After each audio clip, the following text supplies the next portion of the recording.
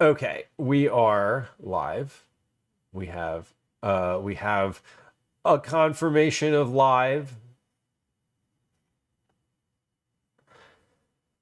Right on. Well, welcome.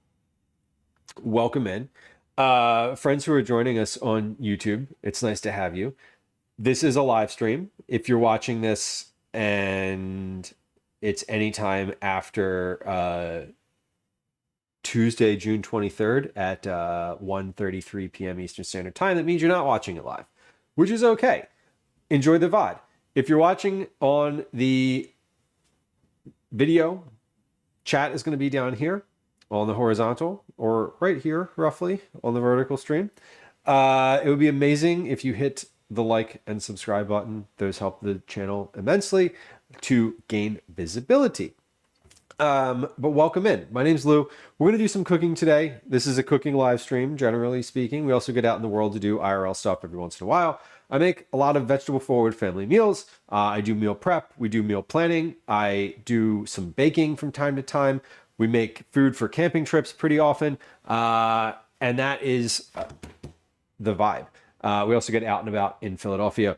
And our chat is very conversational. Think about it like you're sitting at the kitchen counter and people are just chit-chatting about sort of whatever's happening.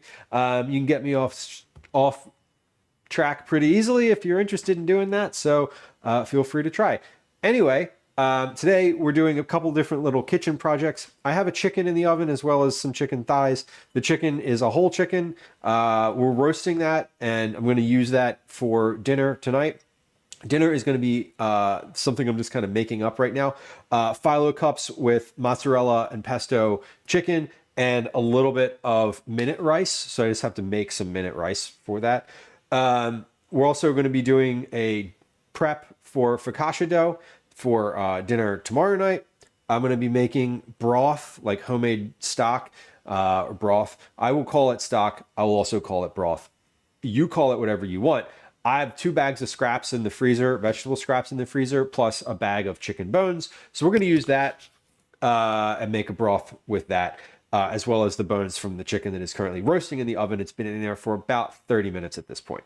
We're also going to make some cookies. I'm not making and mixing and doing all the work to make the cookies today. We're going to take some cookies out of the bag that I have in the oven, which are basically pre-made cookie balls that I've made in various different streams, and we're just going to bake them because the oven's on, and why not?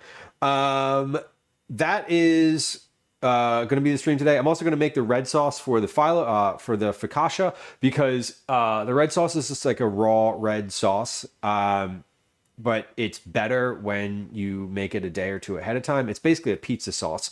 So we have a pizza, sort of a focaccia pizza situation. Because I'm a salty bitch. And that's gonna be for dinner. Like I said, you can get me off track. You can get me off track if you want. Cyborg, I have something for you. And the sauce we're just gonna make at some point in stream. Vela says the main difference is the stock is made from bones, while broth is made primarily from meat. Oh, that's good to know. I knew there was a difference. I feel like I knew that in my bones. Free joke, free word association joke. You can have that one. Broth is made from meat. Okay, so that's why when there's like vegetable stock and chicken broth.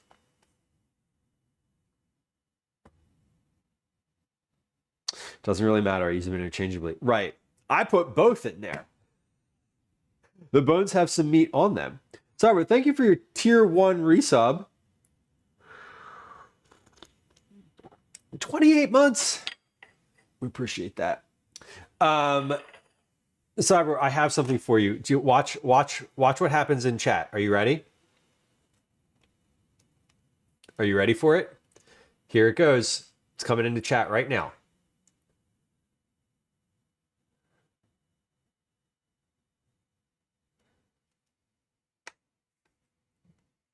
It works. It doesn't work the way that I want it to, specifically, and like there's a lot of data that's going on in there, but it works.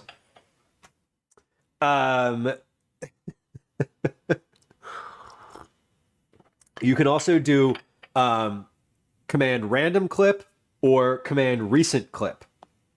And if you hit commands, it will remind you which commands those are. Anyway, you can search clips in chat. It only indexes back. It doesn't index all the clips, years of clips. There's like several thousand clips on the channel. But it does. There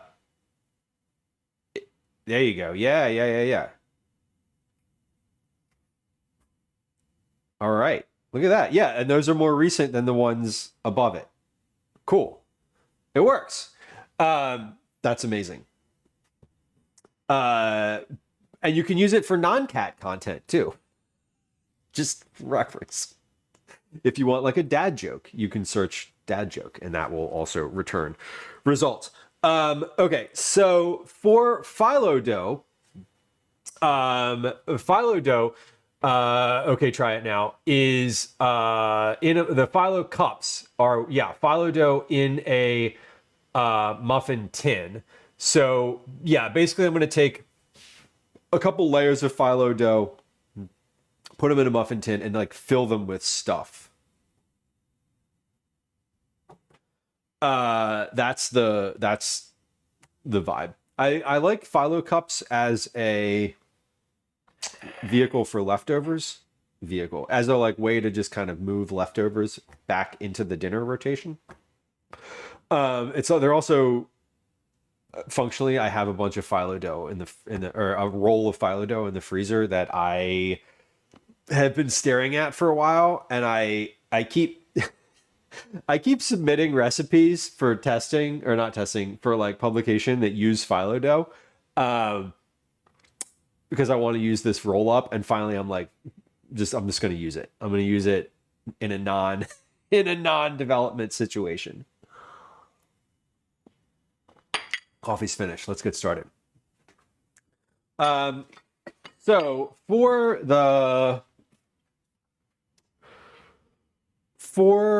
the stock, I need to wait until my oven is, my chicken is finished in the oven. But let's get I need to get the pot for that, actually. I have a stock pot that I like to use. It's a much bigger pot. I forgot to get it before stream. So bear with me for just a moment. I'm going to put I'm going to put some clips on for just a second and see if this works, and then we'll be back in a moment. We'll be back in just a moment. I need to get a pot out of the basement here. Last Bardu, welcome in. What's cooking? A lot of stuff. Right now we've got a chicken in the oven, which is great. I know that was not maybe necessarily a literal question, but it is. But I take things extremely literally. Command joke in chat. Okay, I'm going to go down to the basement. I'll be right back. Enjoy a few clips here for just a moment. And the internet has made things, all right, BRB, worse. But also like better, but like we used to be a true society with only a very small number of sports, and now we have cornhole. It's terrible.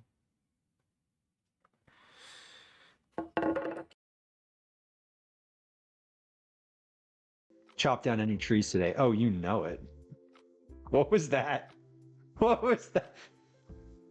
It's my lumberjack stance. Did I do okay? Is it passing? Do I pass? I'm doing two versions of this today.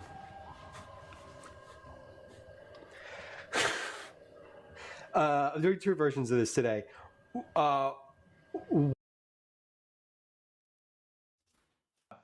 Okay, let's get a pan. I do have to start doing something. I have to start doing something. This is facts. Okay, so we're gonna do these rolls first. So dear Lord, I'm using this this is an recipe. old clip. It was from I don't know, Sally's baking addiction. When you I'm Google wearing the dinner same rolls, hat. it's the number one result. As right now. I'd put zero thought In this into clip. this. Actually, no, I read the one from King Arthur baking. Oh my God. And the clip says whole chicken. Not only am I wearing the same hat, I'm doing the same thing. Fuck. Well, that was depressing.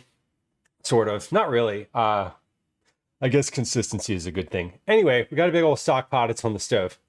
We're gonna get out the ingredients, not ingredients. Let me get out the stuff that's going in there, and just put it in. Because basically, as soon as this chicken is finished, I'm going to dump a bunch of stuff into that pot. What I want to do is just make sure I have everything that's in here that is going in the pot identified, because if I end up getting, I get really annoyed with myself when I finish making stock and then I look in the freezer and I'm like, oh, but I missed a bag. Anyway, let's put this. I'm gonna put the chicken in the pot here and let that just sit. It's completely frozen solid, so it'll be fine to just like sit in the pot for a few minutes. Gonna take a temperature check of the chicken in the oven. Now this plastic bag has a nice like hole right all the way up into the seam. So this one is finally finished. We're not washing that one. Kind of unfortunate, I know. It is the chicken hat now, Cyborg. This is also unfortunate. That was stream number 254. We're now on 566. So that was over half. That was like 250 plus streams ago. That's wild to me. I wish I put the date. I wish I had started a long time ago putting the date right here, like right up in this little box. And if you're on the vertical stream, you can't see that little box because it doesn't have those overlays. But anyway, just imagine a little box that says the name of what's happening on stream today. It's been there since like stream number 1, maybe. Anyway, wish I'd have put the date in it. I didn't, and that's okay. We also have the chicken spine. This is from the chicken that's in the oven. We're going to add that into the pot too. And we're going to leave these vegetables sitting over here on the counter because they're fine to just be there. So the broth is going to happen. Let's do the focaccia dough now because I'm waiting for the chicken in the oven, which let me take the temperature of that chicken. The oven's at 350. I probably need to bump the temp of the oven. They've been in there for 40 minutes now. So if this isn't finished yet, I'm going to bump the temp just a little bit, probably 400 or so. But I think if the chicken thighs are finished, we'll take those out. Those are if the chicken thighs are not done, then the roasting chicken is probably not, unless it is 167. Okay. Somehow the roasting chicken is finished. Yeah, okay. Well, that's a interesting development that I was not expecting. Oh, you know why? Lou. The chicken thighs were frozen solid. The chicken that you're roasting, the whole one, was thawed. I'm like, why? Why aren't the thighs cooking? Because they were frozen solid. Obviously.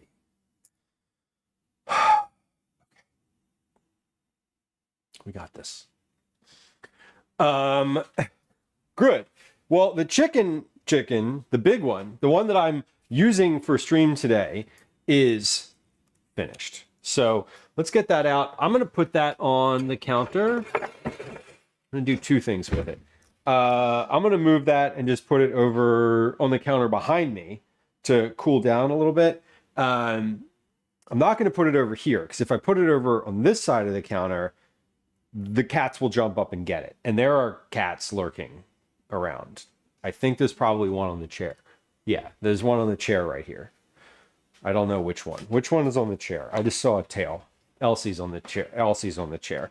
Okay, so there is a near the cat that I have to worry about. The most persistent cat is the closest cat. Ash is the one who is the most daring. Ash will jump up and just go for it right away. Elsie will continue to try to get to it over and over, but slowly. So fun differences between the two for sure. Let's get a little cup here.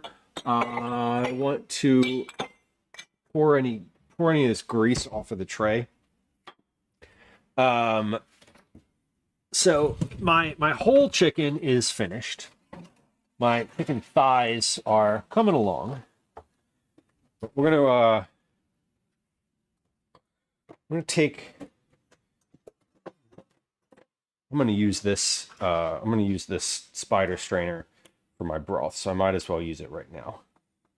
I'm gonna pour the fat off of this tray and into a cup because I'll use this fat for croutons or something else.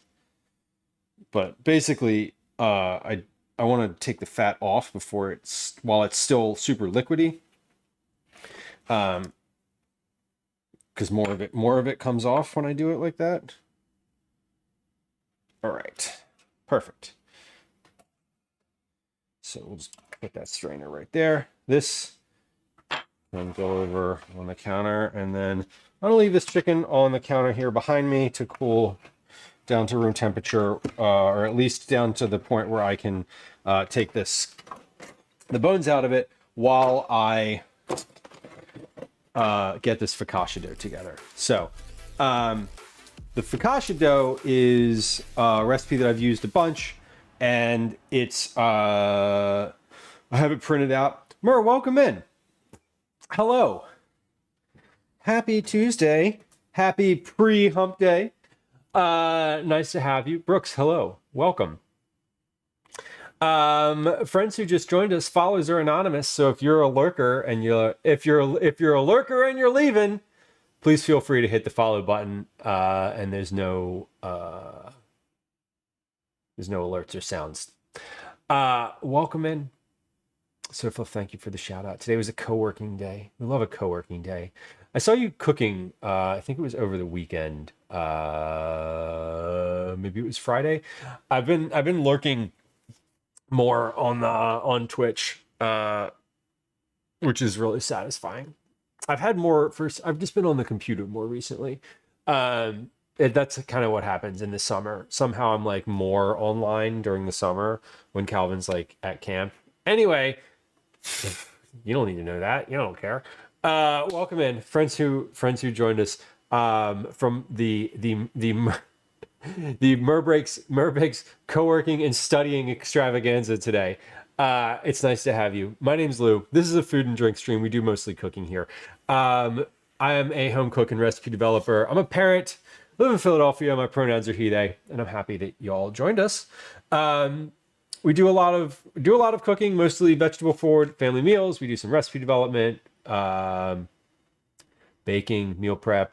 We make cookies pretty regularly. We do a lot of use it up on the stream, which is what we're doing today, and pretty conversational. So if you are inclined to chat, please feel free. If you're inclined to lurk, please feel free. That is also welcomed. If you like social media, there's some links to other social medias in chat, and away we go. I hope you got all your work done today. If you're working alongside Mur, I hope that you were as productive as you wanted to be. What kind of camps does he go to? Lots of different ones. There's an outdoor focused one. There's a rock climbing one. There's a rec center one. What is the other one? I'm missing one. There's a cooking one. So we're doing a bunch of different ones. In years prior, he's done basically the same camp all summer. Last year, he started wanting to do more more like different experiences, and now we are continuing that into this summer. So thaw overnight in the refrigerator or for at least 3 hours at room temperature. You gotta 3 hours? Get the fuck out of here. We're not doing that with 3 hours, but I will leave this on the counter. I should have put this out earlier. It's fine. Bring Phyllo to room temperature. Prepare recipe ingredients. Before opening, unroll sheets onto a smooth, dry surface. Okay, well, cool. We'll pretend like that was out for an hour or two already. And then when it flakes and pulls apart when I'm trying to use it, I will curse a bunch and be annoyed at myself, mainly, but also at the Phyllo dough. Okay, we are making a bunch of different things today. We have chicken thighs in the oven. I have a whole roasted chicken right here on the counter behind me. I have some broth that we're going to get started. Some stock that we're going to do in this big stock pot behind me from some freezer scraps. We have two big gallon bags of freezer scraps right here. Before we do that, though, we need to prep some focaccia dough because I just pulled this chicken out of the oven. I'm going to use the bones from that for the stock. So I need to let this cool off to the point where it doesn't like burn my fingers. So we're going to do focaccia dough now. I'm going to grab the recipe for that. It's over here somewhere. I don't remember. I never remember. I've made this recipe a bunch of times. But if you were to do a quick little internet search, you would search the term the best, easiest focaccia dough, and you would come up with a recipe from, I believe, Alexandra Stafford, whose focaccia dough recipe I've been using for a long time. Best, easiest focaccia bread.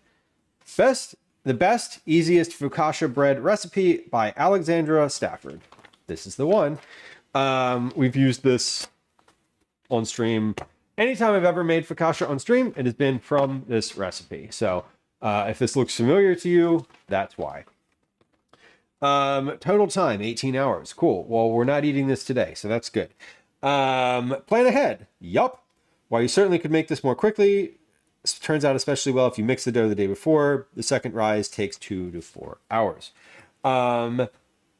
If you need to make the focaccia tonight, let the mixed dough rise about 1.5 to 2 hours. We don't need to do that tonight because tonight we're having Phyllo cups. Use a digital scale. You do not need to convince me of that. I'm going to use a digital scale even if it doesn't say to. Instant yeast. Okay. Let's get into this. Make the dough. In a large bowl, whisk together the flour, salt, and instant yeast. Add the water. Using a rubber spatula, mix until the liquid is absorbed. Rub the surface of the dough lightly with olive oil. Cover the bowl and place in the refrigerator. Like, this could literally not be easier. So I need 2 cups of lukewarm water. 4 cups of all-purpose flour. Salt, yeast, instant yeast, it says, not, so 2 different types of yeast here. Not rapid rise. No, we do. We want the rapid rise instant yeast. That is this one. As opposed to the active dry original yeast. Yeah, okay. So I want one packet of this. I don't know what the focaccia is going to be specifically for dinner tomorrow. I do know that I have a bunch of recipe testing stuff that I'm going to be doing this weekend. I'm not streaming that, or I don't stream the recipe testing stuff because I'm not allowed to. So I know that tomorrow is going to be like a big grocery store day. So whatever basically like I don't need to know what's in the focaccia today because I'm just making the dough. Tomorrow we'll figure out what the focaccia is actually going to be. While I'm at the grocery store, I'm just going to grab some cheese, but I know it's going to have like a red sauce. It'll probably have like pepperoni or something of that nature. I'm not really sure. Okay, we need all-purpose or bread flour. I don't think I say I don't think as if I am uncertain about this. I do not have bread flour. And I know this because I did the cabinet clean out the other day. I'm going to check though the bread flour. I know, see, this is the thing. I know exactly where the bread flour would be. I have semolina flour and I have corn flour. I have rye flour, but I do not have bread flour. So we're going to use our all-purpose flour as the recipe says. I need salt, but that's over on the counter. Salt, yeast, water, and flour. I need boiling water, so let's plug my kettle in and turn that on. I need lukewarm, not boiling. Lukewarm water, but it says to combine boiling water with lukewarm or with regular temp. So we're going to boil some of this, and then I will do as the recipe says and combine with the regular. Okay. And away we go. Beautiful. So we need bread flour, salt, and instant yeast mixed together. So let's do that first. Hold on. Is this... I'm waiting for the FedEx truck to pull up today. We have dog food getting delivered. So I mix this all in the same bowl, right? I for as many times as I've made this recipe, you'd think that I would know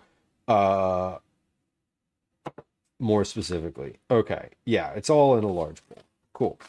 So we're putting the flour. Now this is the focaccia bread bowl. I always use the same bowl because you have to cover it in the refrigerator, and this bowl has a plastic lid that I can just pop on top. I don't need to worry about like a towel or plastic wrap or any of that. It just goes in here. I put this lid, not this one, and I put the lid on it. So we need 512 grams of flour. So I'm going to add that first because that's the easiest. There's the most volume. Oh, that's too much. 490, 5, 7, 8, 9, 10, 11, 12, 13, 14. Oh no, that's too much. We can't have that. Great. 512 grams of flour. Now that is finished. I'm going to put that right back in the cabinet where it goes because our cabinets are nicely organized and I would like to keep them that way for as long as possible, which they're still organized. 10 grams of kosher salt. Salt is over here. 10 grams, two teaspoons it says. So let's just do a teaspoon measure. 1, 2, that's 7 grams. 8, 9, 10. Okay, we're just going to go with the 10 grams. 2 teaspoons, 8 grams of instant yeast. 2 teaspoons of instant yeast. I think that is an entire packet. It should be. 1 packet equals 2 1/4 teaspoons. So yeah, we're just going to put 1 packet in here because that's, what am I going to do with a leftover 1/4 teaspoon of yeast? That's not a thing. We can measure it just to be sure.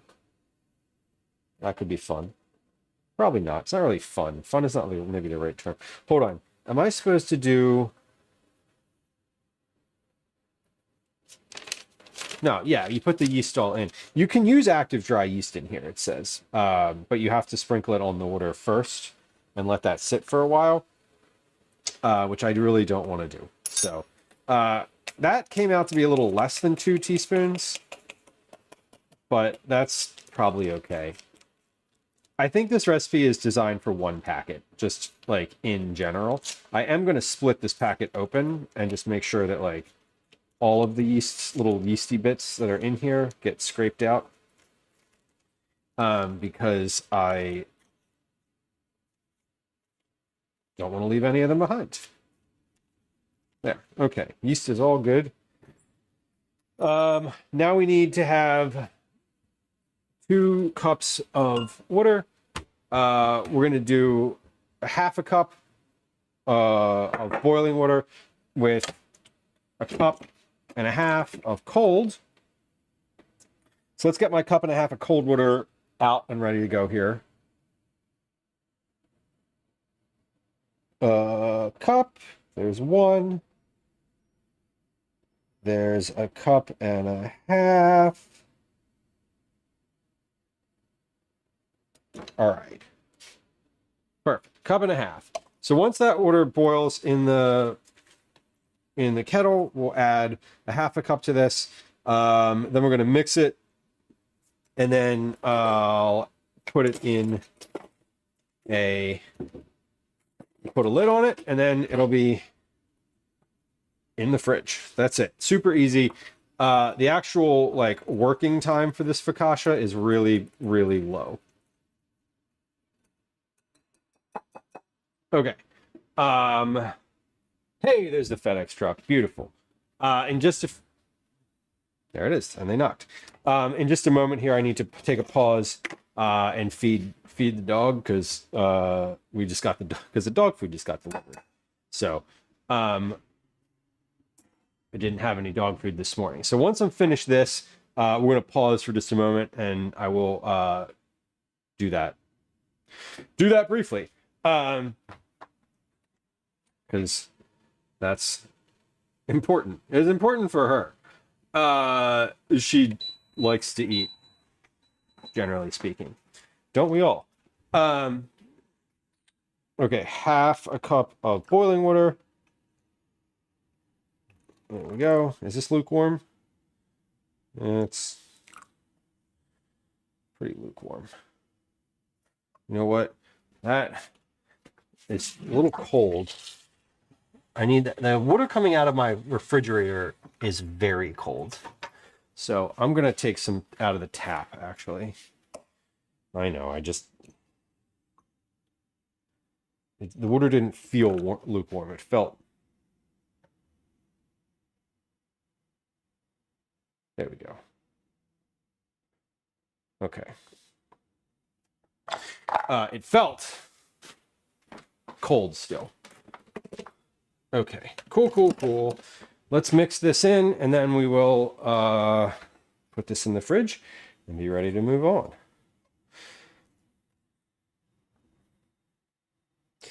Add the water. Using a rubber spatula, mix until the liquid is absorbed and the ingredients form a sticky dough ball. Easy enough.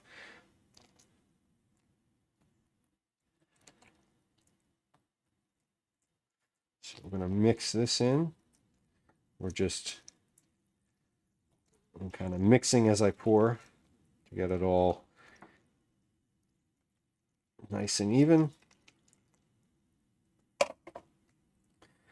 And then this is all just going to get, basically just stirring it with the spatula.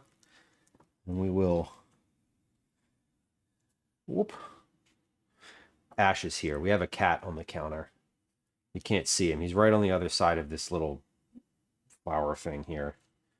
What are you doing, bud? What do you want? There's nothing for you up here. You looking for chicken? He's definitely looking for chicken. All the cats are close by because chicken is happening today. Okay, this is coming together. So we're just getting the dry spots out. I think I might need to add just a little bit more water to this. Amy, welcome in. I think I just need like a little slight bit more. This is feeling a little drier than usual, and the dry spots are not getting not dry. The dry spots are remaining dry when I'm stirring them. There we go. That's just a little better. That was perfect. I just needed like an extra tablespoon in there. Something like that. Whatever it was I just poured in was the right amount. Okay. So let's just check. This is also why I like a glass bowl for dough, because I can look and see, do I have any dry spots? I do. The dry spots in the center of the thing will not remain dry, but the ones that are on the outside sometimes stay that way. Okay, so this is ready to go. I have a big bowl of focaccia dough. And we're going to put some olive oil on the top of this and then just pop it in the refrigerator. That's going to be our dough for tomorrow.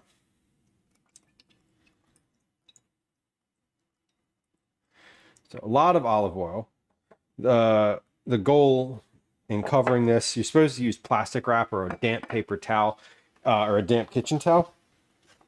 It says here, note, it is important the dough really be slicked with olive oil, especially if you're using a cloth bowl cover or tea towel, as opposed to plastic wrap or a hard lid. If you're using a tea towel, I'm not. But if you are, consider securing it with a rubber band. So this is very slicked with olive oil. We are good, and we'll pop that in the fridge just like it is. Now let's take a little note here. This is one of the things that I love about a glass bowl too, is you can just put a little like mark on here where the dough started, and you can see like kind of how much everything rose. I'm gonna drop that down. Okay, so the dough started right about the 4-cup mark. So we have a little piece of tape on here. And you can see this is right about where we are. So we're gonna pop that in the fridge. By the end of stream, this will be bigger. This will be a bit more volume on this thing. Okay, but I gotta find a place in the fridge to put this. I guess I'll just put this up on the shelf. Why not? Why wouldn't you just put it on the shelf? Okay, we are, we have that dough. So we're at a good like inflection point here. I need to run downstairs, which will only take a moment to get the dog food off of my front step, and then I'm gonna feed the dog. So just give me a moment here and we will do that. Have a good Father's Day bakery. I did. Thank you. I'm glad to hear you're well. Adulting at home. It feels familiar. What did I do for Father's Day? I avoided interacting with my family. I spent most of it up in the room where I have like a little desk situation. I was just like kind of heads down on a bunch of different like stuff. I was updating some stream stuff. I was doing some things for life admin. I went to get a manicure, but the salon that I go to was closed, which was really sad. And Gwen was like, "Oh, why don't you go somewhere else?" And I was like, "Because that's a lot, and I don't want to do that." It was more decision making than I wanted to do to like go somewhere different, so I didn't. But that was fun. I had a pretty good Father's Day. So up the mosquito population. Yeah, that definitely is a thing this time of year. The click me bell has rung. If you would like to click the channel point reward, please feel free. It adds up to Cookie Club entries. All right, we're going to let me go grab that box. I was gonna run an ad during that time, but I don't really feel like it, if I'm being honest. So I'm not. But let me grab that box off the front step, and so I can feed the dog, because she is interested in eating today. Okay. Yay, dog food. I hope this is dog. I feel like it is. You never know when you get a Chewy box. It could be anything. It could be kitten formula. It could be dog food. It could be fucking cat toys. Who knows? Is it dog food? It is. I think. It is.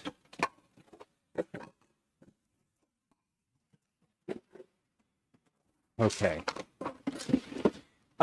This also means that I bet you my chicken thighs are finished in here.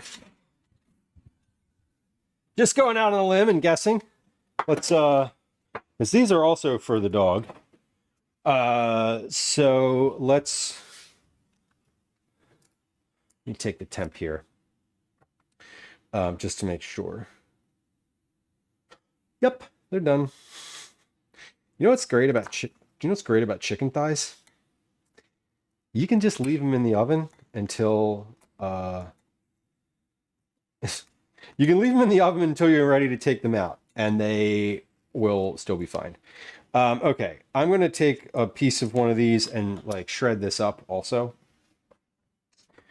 to mix in with this food. So let's do that. I'm gonna shred that first because it's hot. It just came out of the oven. I'm not gonna I'm not gonna feed it to her immediately. That would be really mean. But it'll cool down real quick when I shred it. Now this is unseasoned, unoiled, nothing, just not.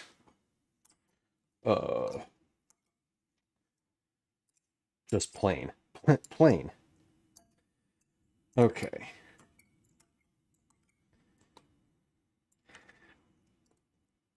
What else do we have to do on stream today? So once I've finished with this and finished getting a little bowl together for her, I will we're going to turn our attention to getting the broth on the stove, because with that, what I need to do is take the meat off of the bones for that chicken that's behind me on the counter. We'll put the bones into the stock pot. We'll let that cook for about an hour or so. And then we'll add the vegetables and let those cook for 20 to 30 minutes. And then that'll be finished and ready to go. I don't know if I'm going to package it on stream today. I might not. We might not get there. We might not get there time-wise. But we might. I don't know. I'm, again, not sure. So we'll figure it out. Let's see. I know she's up there. Daisy's up there yelling at me right now. She can smell the chicken. I don't think she knows it's for her, so that's fine. Let's see if she wants to come down and have some of this though. She's already starting to make her way down the steps because cooked chicken is always a draw. All right, this is good. We're gonna mix some of this in with the food situation too. Okay.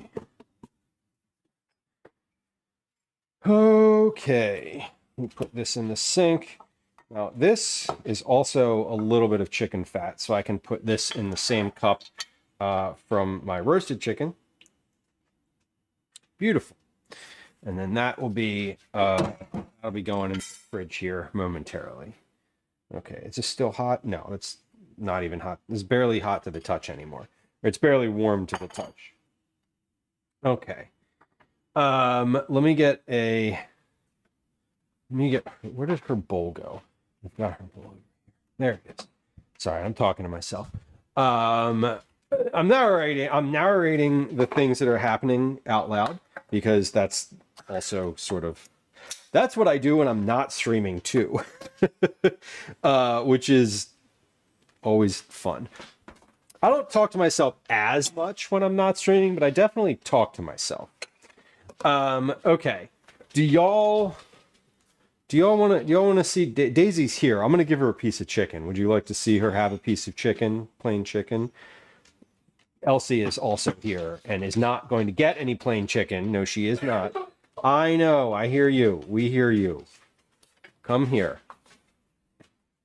Elsie, you're not getting any plain chicken. You're not getting any dog food either. Okay. Let's see. Is this camera going to work? Is this camera going to work? Maybe. Let's see if it's on. Explorer, welcome. It is going to work. Look at that. Okay. Here's Daisy. Daisy, come over here. There you go. All right, come here. Here. Piece of chicken. Good girl. All right. She's enjoying some chicken here. Oh, good catch. I don't want to make you jump.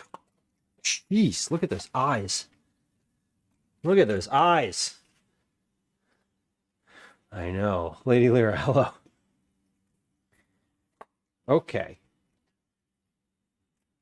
You want me to mix the rest in with your food, or you want to have it here? There you go. Good girl. No, that's just my hand. Okay. All right. Good job.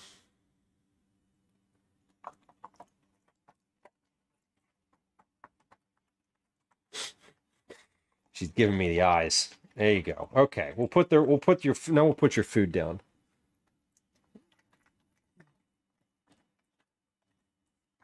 Good girl. Okay. You want to come eat now? Actual eat? Come on. There you go. Go ahead. All right. Daisy's been taken care of. All right. Explorer, enjoy your cooking. What are you I know you said you're lurking. What are you cooking? Anything exciting? Is this just like maintenance? There's two different types there's multiple types of cooking. I think about like maintenance cooking is like what I'm doing today, where it's like, well, I got a bunch of stuff that I need to get rid of. Let's do that. And then there's like exciting cooking, which is like, I found this really nice new recipe and I'm excited to make it for dinner. I didn't. I'm not. That's not me today. Today is we're making stock. We're making soup. Okay, but let's do the soup thing, because that is going to take a little while. Stock. Let's see. About an hour and a half to 2 hours, 2:30, 3:30, 4:30. Yeah, so we'll be finished with this stock around 4:30 p.m. Now this is seasoned. I already seasoned this chicken. I just washed my hands. So we're going to take all the bones off of this. We're going to take, rather, not going to take the bones off it. We're going to take the meat off of it. We'll put the meat on the tray here, and then I'm just going to put the bones in the pot along with the skin. Everything here is just getting used up today. So I forgot that I had this chicken in the oven. No, sorry. I forgot that I had this chicken in the freezer. This was a whole chicken. I got this. When did I get this? I don't even know. It's been in the bottom of the freezer for a while. I keep seeing it in there and being like, oh, I need to do something with that. I need to do something with that. And I just haven't. And so today was the day where I was like, you know what? We're using this chicken. We got to do something with it. what are we going to do with it? And stock was on the agenda. So like, let's roast it and then we'll make stock with the bones. And then with the meat is what I'm going to put. I'm going to put some of the meat into these Phyllo cups. So this is sort of something I don't have a recipe for, or even any like specific idea of the volumes of anything. We're just kind of making it up. Basically just taking this roll of Phyllo dough that I have out to your right, my left on the counter, and getting that prepped and into like some muffin cup tins, a muffin tin. And then I'm just going to fill each of those with a very little bit of rice and chicken, mozzarella, and pesto. I'm going to mix all of that stuff together first, and then just sort of spoon a bit of it into each Phyllo cup. I don't even know how many I'm going to be able to make, honestly, because I have one roll of Phyllo dough. I don't know how many sheets are in a roll, and I don't know. So dinner might be the Phyllo cups plus something else. But I will know that when I am finished allocating the Phyllo dough into the cups. So we'll get to that later. That's going to be one of the last things on stream today. I'm going to do some cookies here in a moment. Basically, we're going to do the cookies and let those bake and cool while I'm getting the Phyllo cups ready. And then as the Phyllo cups are baking, we're going to make our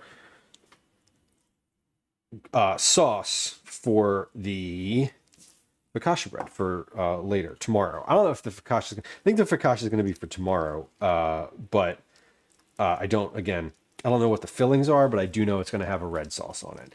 I also know that I have a little bit of red sauce left over in the fridge. So tomorrow when I make the focaccia, I'm going to combine the jar of like garlic marinara, like whatever. There's like a half a cup of garlic marinara in there.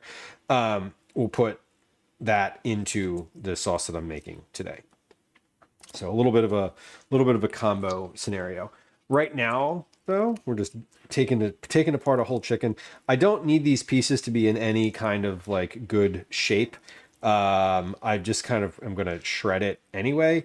So I'm just using my hands and sort of picking it apart and putting a pile of meat right here. When I put this into a bowl to fill the Phyllo, I'm going to chop it with it. I'll like chop it up with a knife. So that'll be a little bit smaller than what's in front of me right now. So that'll be a little bit from now. This chicken is completely cooled down.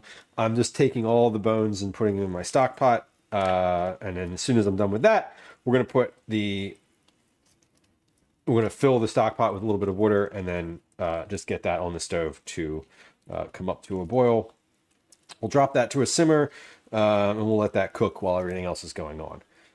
The stock, I imagine, again, I think I said this earlier, but I'm probably not going to do anything else with the stock once it's on the stove on stream today. I'll probably portion that out into containers after dinner, after we eat dinner tonight. So we're going to finish stream today by 5:30 p.m. That is a relatively hard cutoff for me because I'm taking Calvin to karate. So 5:30, 5:40, I think at the latest. If it's 5:40 and I'm still talking, like if you're any of the moderators who can hear me right now, if I'm literally still talking at 5:40, just start a raid. And I'll be like, oh, I guess we're done. Because I might not have this self-control. So like I'm saying it out loud, and I wouldn't be mad at you if you did. At that point. Someone needs to manage me. Okay, let me wash my hands here. Because we're good to take our next step. I'm just gonna take this chicken and put it in a bowl and have that be in the fridge. Because again, I don't know how many Phyllo cups I'm gonna use, so I don't know how much chicken I need. So I'm just gonna take all of this and put it in, and we'll see where we get to from there. We're just going to put it in a big bowl and put that away for now. Set an alarm. Thank you. Yeah, I will be self-managing at that, hopefully, but Calvin will be home. I'll be much more aware of the time. Right now I'm not aware of the time because he's not home. He's still at camp for another hour. Gwen's picking him up. So like basically until they arrive at this house around 4:35 p.m., I'm not going to know what time it is. But watch my sense of panic when I'm like, "Oh, my family's home," and then I look at the clock and I'm like, "Oh no." Cuz there will be a look of panic. I'm pretty sure of it. Or not, or there won't be. I don't know. We'll see. We'll see. Let's get this on the stove. I'm gonna fill this with some tap water, just up to the part where there is the chicken is floating a little bit. I also want to put some herbs and spices in here to start. I have some bay leaves, so we're gonna pop. I don't know how many is that. It's like 2.5 total bay leaves. I want to pop those in there. We'll put a little bit of salt and some peppercorns. I'm going to put some dried, some of the dried rosemary, dried parsley, whatever dried herbs I have in there, specifically dried rosemary and thyme, because I get really annoyed at rosemary and thyme, those bitches, because when you rehydrate, because they're just like eating dried rosemary is like eating pine needles. Like it is annoying, and in this context, it's going to get filtered out, so I don't mind. I mean, the flavor's fine, but then you're just like, oh, I'm literally just eating pine needles. I could put them through my spice grinder, but I don't, and then I just don't use them. So we're using them today because I don't have any fresh herbs. Okay, so this is coming together. I don't know how much liquid I just put in there because it's because I didn't measure it. But again, this is just a like freezer stock. I'm gonna put this on my heavy burner, my quick boil burner, to get this up to temperature. And then once that is at temperature, I might move it over to a smaller burner to simmer. But let's turn that all the way up. I'm also going to add a little bit of salt to this. I'm not using kosher. I'm going to use some of this regular like table salt. And not a ton. I'm just going to put a little bit in there to start, and we'll season it further as we get further into the process. While I'm at it, let's add some dried oregano to this as well. And I put pepper. Okay. So there's that rosemary. So we started the stock. Now I am also going to. I'm going to need to cut up some garlic for my Focaccia sauce, my red sauce. So I might as well do that now. Cut up some garlic for the sauce, and then throw some garlic in there, or have some garlic ready to throw in there, some onions ready to throw in there. Basically, I'm going grocery shopping tomorrow. I'm gonna like re-up on some vegetables, so I'm gonna take whatever's in the cabinet and just toss it in there, onion wise. Brooks, I hope you're enjoying your lurk. It does look like Pine Needles Bakery. Yeah, it's annoying. I mean, you can forget rosemary powder, but when you get the rosemary, like just dried rosemary, it's like, okay, you soak it overnight in some water and it's still hard. even fresh rosemary, like you gotta chop it up. Raven, hello. Welcome in. Okay, so let's get the garlic out. I'm not going to put it in that pot yet, but I do want to get started with it. I've got an onion here. I'm going to chop this up and see what that ends up being. It looks like there's at least a portion of this that is not going to be salvageable. But I have my bags of stuff from over here. So this is all material from kitchen scraps. We already have onions in here. I have corn husks in here. I have garlic. I have lots of fresh herbs, herb stems, more corn cobs in this one. I have carrot peels, shallot tops. I have mushroom bottoms in here. So this is all just a very like various mix of different things. This little box here is like a garlic and onion repository. Now some of the stuff in here is, yeah, this is super soft. Like this is done. I'm not going to do anything besides put that in the compost. No, that one just, oh God, that one just came out. These are the same. The ones at the bottom have been in there. I haven't rotated through these in a while. So these are done with their lives. So anyway, this one has sprouted. So this one can go into the stock. I need a few cloves of this for my red sauce. And then the rest of it, we're just going to use in the stock. Maybe not the rest of it. This bulb of garlic is brand new. I got that one last week, so we'll save that one. This seems like it is fine, but we'll cut it open and see how we do. I'm going to use, what knife am I going to use? Let's use, whoa, that one just shot out at me. Okay, we're not going to use that one, but it really wanted to volunteer. Sorry, bud. You get to stay.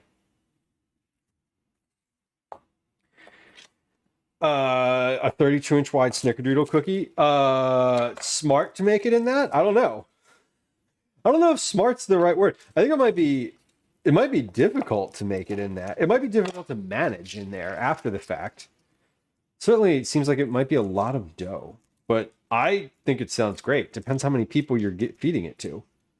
If you have a large group of people and you want to make an impressively sized cookie, I think it sounds like a great idea. I would certainly go for it. If I had a 32-inch skillet, I would love to do that. It sounds fun. I would probably preheat the skillet too for that purpose to get a crispier cookie. This garlic is all good, so we're going to use this. Yeah, I'm going to use this, and then we'll put some of this into the stock, and then some of this might still be really pretty decent. So I think I might keep. Yeah, this is stock. This is for stock. And then this one, this is like half of a bulb. I'll keep that one. Cool. It's a shield. Yeah, I'm trying to envision 32 inches. And like, how would I do? Would that fit? That would fit in the oven, right? Of course it would. It would like just fit in the oven. It is a shield. You need like a second person to hold that up. I have a pretty large skillet, and it's very heavy. I'm imagining a skillet that was like twice that big, made out of iron. I'll tell you what, that skillet has big like Home Alone booby trap kind of vibes going on with it. How would the kids put that? It's giving Home Alone booby traps. And that is the only time you'll ever hear me say things like that, because I don't like using the vernacular of the children. It bothers me and makes me feel even older than I am. Little fun aside about me. A giant camping skillet. Yeah, that's like an over the fire situation. That's super cool. Listen, if I had the option to buy a 32-inch skillet, I probably would. I don't see why I wouldn't. I mean, I can think of at least a few reasons why not, but generally speaking, yeah, I'd probably go for that. Do I need onion in anything? No. No. I do not. Okay. So I have a shallot and a red onion. I'm just cutting those up to put into the broth, the stock that I'm making. So again, this is all, tomorrow we're going to be doing some shopping for several recipe tests that I have to get through this weekend. So I know, I'm like, all right, I'm going to have some more onions in the house tomorrow. I'll have more garlic. Like, we're just kind of, this is what we do. When we make stock, I just use up sort of a bit more of the old produce. I have this thing too where I keep forgetting that I'm supposed to be making some rice today, some minute rice. So I want to get this out and like leave it on the counter so it stays in my line of vision. Because I keep forgetting it, and it is a thing that I don't want to keep forgetting. I want to make sure I do it. One's for meat and one's for baking. That makes sense. Yeah, I don't know what I would do with a skillet that size, but I know that I know what I would do with it most of the time would be to have it sit on a shelf in the basement. But I would use it. That's the type of thing that I would plan like a whole camping trip around. I don't mean like a trip to like take it for a field trip.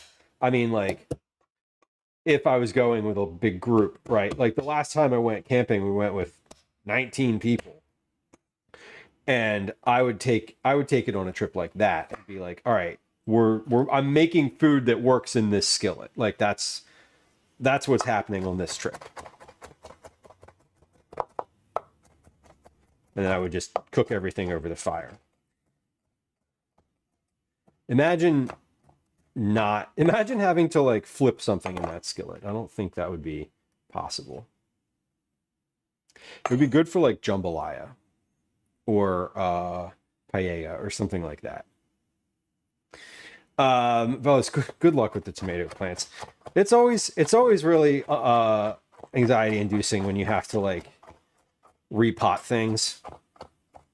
The repotting aspect of gardening is like it is like a nervous experience for sure. Yeah, Velas, that's my thought. It's like, you know, the last time we went camping, I took this pot with me and I made the soup in that, like over the fire. I didn't make the soup. Let me rephrase that. I made the soup in that pot on the stream, and then I put this pot on the grill grate over the fire and reheated it, because that is the largest pot that I have.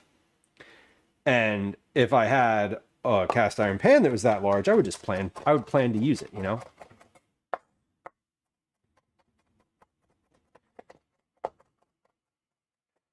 Oh, Velas, that's great though. Yeah, I don't know much about the tomato plants, but like, yeah, if you see one plant that's got like that option, those like little things, is this a thing where you plant? Because I've seen this happen before, or not happen, but I've seen this before where where one is rerouting a tree, and you make like a little cut on it, and then you wrap it with like basically a dirt ball at the point there. Is that what you're not doing that? You're cutting it and then potting it from that, right? You're not trying to like root the thing off of the plant itself. I don't know if that doesn't make,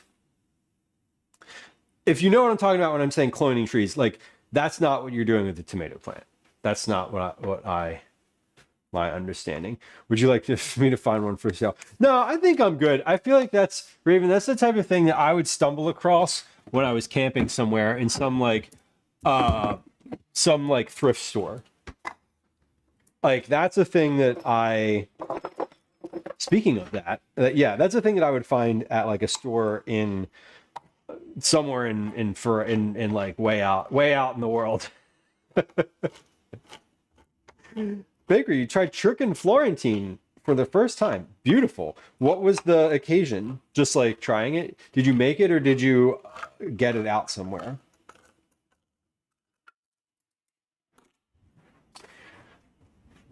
I am trying this Aldi tomato sauce or crushed tomato for the first time. So not really the same, but we're going for it. Aldi crushed Happy Harvest, an Aldi original. So I'm using these tomatoes for this sauce because this is sort of like the purest form of the tomato. Is like a pizza sauce because I don't cook the pizza sauce. I'm just combining it with some garlic and salt and olive oil. So basically, if this sauce is any good in this format, I would probably use it for other things because it's really cheap. But all the products in general have been I've been very happy with them. Not sponsored, but just, you know. Not sponsored, but like ever since I had started having the opportunity to go to an Aldi for shopping, because there's one in Philly now, I'm having some good experiences with them. Okay, garlic is in. Let me rinse my hands, and then I keep misplacing my towel. There we go. So it's similar. You cut the branch off the plant, you just put it in dirt, and it'll grow. Put the cup branches in a glass of water. Okay. Yeah. Do you have any of that root? What's it called? There's like a root starter. You like rub the roots in it. I've seen those before too. For like when you are propagating. A lot of 20-inch skillets. How many 20-inch skillets does one person need? Do they sell? I'm assuming they sell them. Okay. Grafting. That's the word. Yeah, I couldn't think of the word. I don't know if you can. Yeah, I think that's the word I was thinking of though, with regard to trees too. But now that I'm saying it out loud, I realize I know that that's not the right word. Root hormone. Yeah, there it is. Raven, I don't want you to try to find me a skillet. I'm fine. Thank you. We're good. As I said, I like to stumble across that type of thing in the world. I don't need a 20+ inch skillet arriving at the PO box. I think the Lisas would be like, Lou, what are you doing? But good luck with your cookie. You owned a couple restaurants. That makes sense. Those restaurant stuff, those stuff you get from like a restaurant is always like so good. It's like in like such I don't want to say good condition, but like seasoned condition. That kind of stuff is like, oh wow, that was that this thing's had some mileage on it. I'm thinking specifically of the carbon steel pans. I hope this is onion powder. It is. Okay. I didn't look at it. I just started dumping it in there. Carbon steel pans. Like if you ever get a restaurant, it's like, we're going out of business. We're going to sell all of our stuff. That's the thing to buy. Those things are wild. Grafting is usually done with apple trees. They need other apple trees to pollinate. Take a totally different apple tree and surgically graft them on another tree, so you can get two different varieties. It is, yeah, and that's what I was thinking was what we were talking about, which is like that little, like basically a ball around the around a notch cut into the like a branch. But yeah, grafting I think is the word I was searching for. But now that you're saying that, I'm aware that that's incorrect. That's not. It's the word I was searching for when I was like, what am I talking about? But it's not the right one. That's cool. Good luck with that. That's exciting though. I mean, if it works, it means like you got more tomato plants for free, which is like kind of the point, right? There's a soil, direct, and water way to clone a tomato, and another way which is being checked by mods. There's I love tomatoes. They're my favorite. I've only ever grown them one way, which is straight out of the soil and into the world to die. Where are they? Because they didn't get watered for like 3 weeks.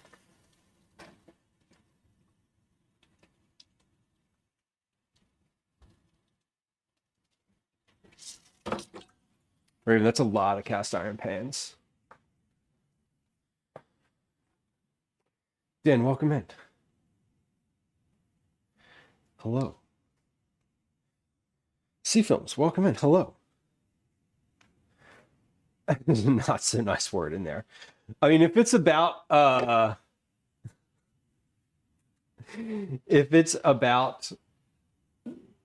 propagation, I feel like it's probably okay. Yeah, it's fascinating. It's one of those things that I like. I've watched this on YouTube, but I've never actually tried to do it. I've propagated plants before in like the clippings in water. Like we have a bunch of those in the house right now. We have one of those like wall hanging things that has like little test tubes hanging from it, and we just put like plant clippings in it, and they grow for a little while and then they eventually die. That's how it goes, honestly. Okay. Focaccia red sauce is done. Focaccia dough is done. Broth is on the stove. Let's put some clippings. Let's put some of the cookies. Let's put some cookies in the oven. Clippings and water would be cloning. Yeah, and I'm talking about we have an Ash. Ash. Damn it. Come here, bud. Come here, bud. Ash wants to say hi. He really wants to come on the counter. He wants to come on the counter, but he can't figure out how to get past the flowers. He can't figure out how to get past the flowers. They're in the way. They're in the way. He's a baby. Bakery, that's lovely. A friend's making you food is the best. He's a baby. This is an Ash baby. Plus, I'm curious about the tomato plants. I love stuff like that. Ash is just over a year old. So Ash celebrated his first birthday in April. He and all three of the main cats they're triplets, so they're all the exact same age. We have 1, 2, 3, 4, 5 foster cats right now. There are 3 triplet tabbies that are all doing very well. And then we have Pluto and Saturn, who are also doing very well. The triplet tabbies are almost on solid foods off the bottle. As soon as they're off the bottle, that's when they get easier. Pluto and Saturn are scheduled to get spayed and neutered soon, and then they will be adoptable. And then the tabbies won't be too far behind that. But this is Ash, and he really wants attention right now. This is really what he wants. He just wants to be held like this all the time. Oh, he's gonna engage in some personal grooming while he's in my arms. That is a very secure, comfortable cat. Yeah. Oh, hold on. We have something else going on in the room. Bakery, all of the names for the cats come from their colors. Because initially the cats were named Payday, Cadbury, and Heathbar. And I was just calling them, well, because they were fosters, and the shelter gives names. They give like names to all the cats. Like the cats that we have that are the three tabbies, their initial foster names were Clank, Ratchet, and Dr. Nefarious. And then someone at the shelter was like, hey, if they get adopted separately and we just have a cat named Ratchet, that's offensive. And so they said this to Gwen. They were like, you know, you need to name them something different. And Gwen was like, listen, y'all gave them to me with those names. You want me to name them something different? Fine. But so those cats are now named. There's a girl and two boys, and they're Zelda, Link, and Ganon. Saturn and Pluto, those are like planet names, you know. So they sort of name them together. But our cats, so Ash, Elsie, and Obi, we have adopted. We adopted them a year ago. They are formally adopted. They live here. They're like foster cat, you know, foster cat caretakers. But so we didn't love the names. We didn't Heathbar, Payday, Cadbury. I just started calling Ash Gray because he's gray. And then Obi is an orange and Elsie's calico. And so I was literally calling them like calico and orange. And then we were all sort of calling them like, oh, orange boy, you know, little calico, like blah, blah, blah. And so when we named them, we like people names. We like names, you know, names that are not like, I don't know. I don't care if what y'all name your animals, but I get, you know, I don't want a cat named like Payday and Heathbar. That would be weird to me. Because they have personality, whatever, for whatever reason, because this is just me. Anyway, we named Ash because he's gray, which is the color of ash. We named Obi because it's the letters OB for orange boy, Obi. And Elsie is for little calico, LC. But it's Elsie, like ELSIE. Whatever. That's how they got their names. Foster Phils. Yeah, we were also ready for cats, Twinderella. We were like, we'd had cats, they were really old, they passed, and it had been a year, and we were like, it had been 2 years since one of them had passed, and then a year since the other one, and we were like, okay, it's time. Like, it's time to get, you know, we're both Gwen and I are cat people, so it was time. Payday, Payday.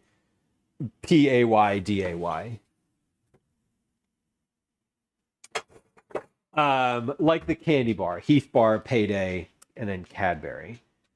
Yeah, and Twinderella, see, here's the thing. I get upset.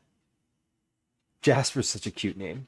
That's exactly the type of name. Yeah, like that's like a Jasper. Like, oh, that's Jasper. You know, and then they're like, yeah, that's a Jasper. You know, like Obi is an Obi. I can't imagine it being something else. But they definitely get, you know, they get their personality, and then you figure out the name. But yeah, we were like ready, and I get sad when cats get adopted, and it's like there's like siblings and they get split apart, or you know, like these three that we have right now, the three tabby cats. They all sleep together, they nap together, they play together, they were born together. You know, I'm like, oh, you're gonna take one of them away? It's like, it feels sad to me. I understand that that's a thing. and it's totally normal in the adoption world, and cats are totally fine being on their own, whatever. But I was like, Gwen was like, maybe we'll keep one of these cats. And I was like, we're not keeping one of these cats. I'm not picking one. I like all of these cats. I don't want to separate them. And she was like, so we're keeping all three. And I was like, ooh, yeah, yeah. But I grew up with cats in the house. And there's only been like a very narrow window of time in my 41 years of life where there has not been a cat living in my house. So you got littermates hoping for besties. Now they fight like teenage brother and sister. That's true. But that's the thing with the cats. When you get them and they fight with each other, then they don't bite you. If you have an only cat, from a kitten up to an adult cat, like they need that. They need to like fight. They need to like, they need to run around and like bicker, because then they don't take that energy out on your arm and your hands. You know what I mean? Big BB. That's cute. That's a good name for a cat. Yeah, and that's the thing. Quilpy, welcome in. Hello. Happy carry the one Tuesday. Happy Tuesday. I was lurking. When was I lurking in your stream? I was lurking in your stream this weekend. I lurk somewhat regularly. Like whenever I'm like online, you have I feel like you're streaming frequently when I'm just like doing like head down computer stuff. Okay. Oh, we're simmering. All right, let's set a timer for this. I want this to simmer for, let's give this another like 30 minutes to simmer with just the chicken bones. And then we'll put the vegetables in and do that for 30 minutes. And then this will be pretty much ready to go. We love a lurker. Yeah, I always feel so bad because I'm like, I always want to just be like, hello. And then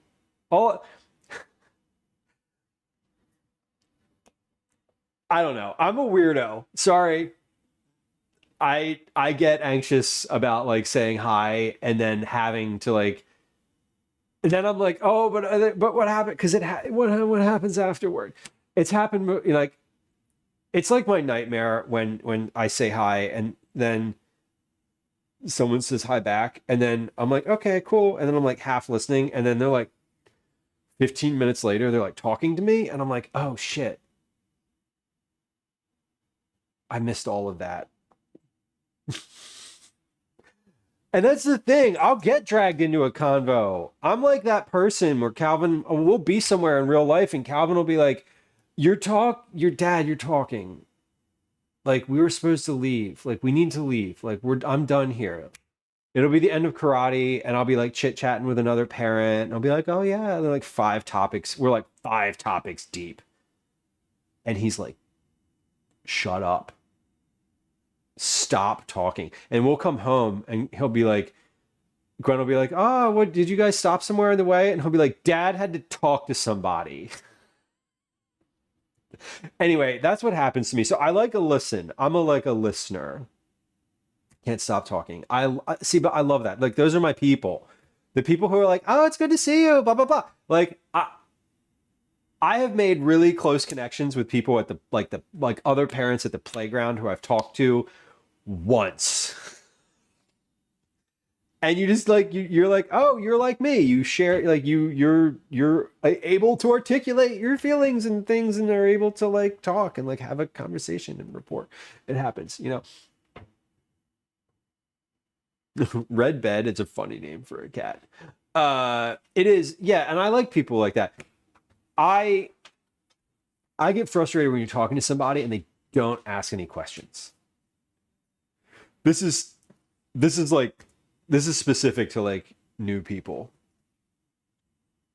New people, when you're like having a first conversation, you like message somebody and then they're like, they don't show any curiosity. And you're like, okay, like I asked you something. This is the part where you ask me something and we go back and forth a couple times. right? Anyway,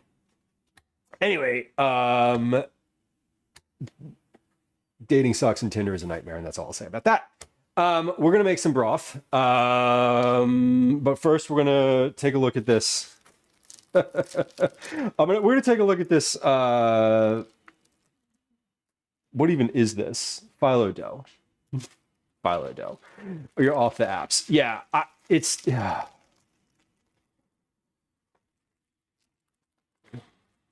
They're kind of the worst. They're kind of the worst. They're kind of the worst, but like I also feel weird about approaching people in real life, especially in the places that I go, which is like the playground and school to volunteer. And nowhere else. I don't meet people out in the world. I don't do things like that. I'm not in situations where I would meet people I'd want to see again without a child there. Like, I mean, I do, but like, it's not. The vibe is not there for that type of energy. The vibe is there to talk about summer camp and what things are on the schedule for you and what's your meal planning like. Yeah, Velas, it's like it's frustrating, but I'm also like I'm not.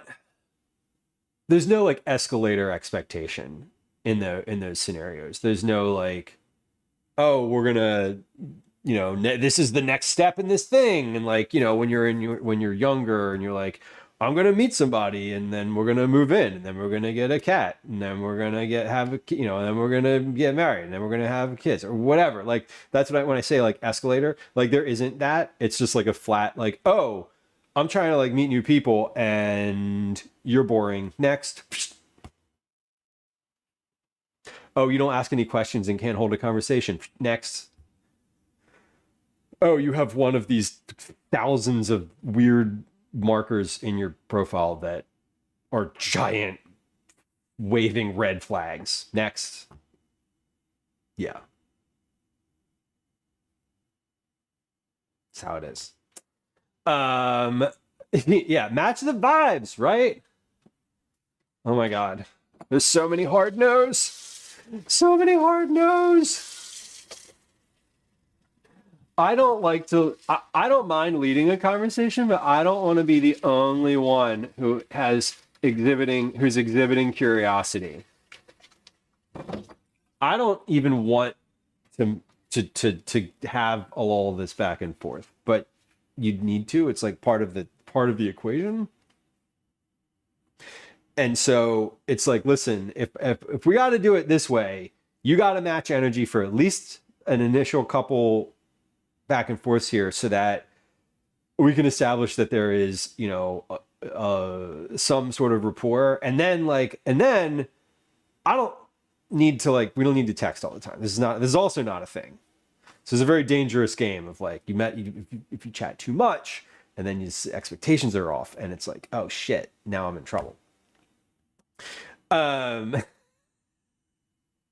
So that's fun. Oh god. Okay. What am I doing here? Cookies. Oh shit, I wanted to make cookies. Kathy, welcome in. Hello. I wanted to make some cookies. That's what I wanted to do. That's easy. We're just gonna get those started. We're gonna get those started while I do the Phyllo cups, maybe. The broth is on the stove. So the broth is going. I'm just, it's basically, I've got chicken bones in there, and in a few minutes, we're going to add a bunch of this stuff. So in 20 minutes, we're going to add these 2 bags of vegetables. Oh, they're dripping. Shit. Get over on the counter. They're just ice. It's just ice. They were in the freezer. We're going to add some more liquid and all those vegetables, and then cook that for like 30 minutes. You know what I need to do? I need to make minute rice. 10 minutes later. I need to make minute rice because that is going in the Phyllo cups, and I don't want that to be like steaming hot and still on the stove when we're doing it. So, stovetop, which we're doing: boil water, add rice, stir, cover, and remove from heat. Wait 5 minutes or until the water is absorbed, then fluff. Great. How many servings? Let's do just 2 servings. 1 cup of rice, 1 cup of water. Easy. Can it be snickerdoodles? Today we're making our we're baking off some cookies from the cookie box that's in the refrigerator or bag. We have a bag of cookies that are a bunch of different cookies from various Cookie Club iterations. Shit, hold on. I'm supposed to boil the water first, right? I can't even follow the directions for minute rice. What the heck? That's not the word I wanted to use. I know what I'm doing. I have no freaking idea what I'm doing. Kathy, that is the perfect sound drop for that moment. Yes, it is. Oh, look, this has a flap on it, and I just ripped the top open like some whatever. Okay, now we have to figure out. Now we have to put a rubber band around this whole damn box. Okay, it's fine. It's fine. 1 cup of water. That's easy. We'll do 1 cup of water. So you boil it, you put the rice in, and then you cover it. Like super, super straightforward. Also, not as good as like long cooking rice, you know? I've been thinking about snickerdoodles recently. I haven't made them, but I've been thinking about them.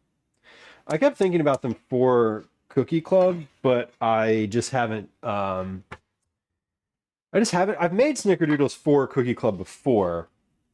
I haven't decided what we're doing in the next iteration of Cookie Club yet. But it's coming up. We have at least 1 or 2 more streams before the end of the month.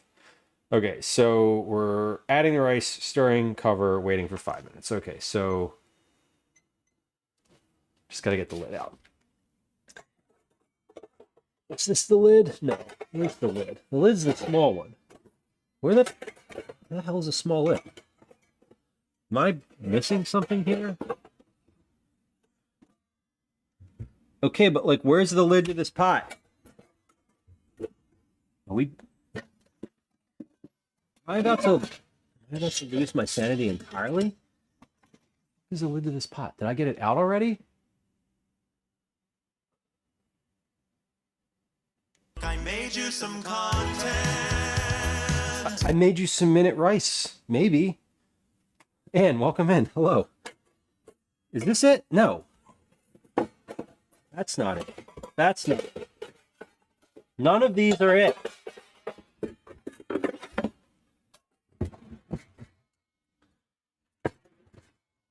What? Oh, I know where it is. Hold on. No, I know where it is.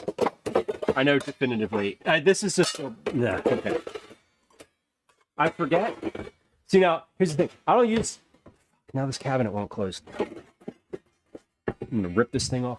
There it is. Anyway, that lid is over here. Now this lid. This is the tiny pot lid. And the tiny pot lid lives on the cast iron pan, which is the breakfast egg cast iron pan.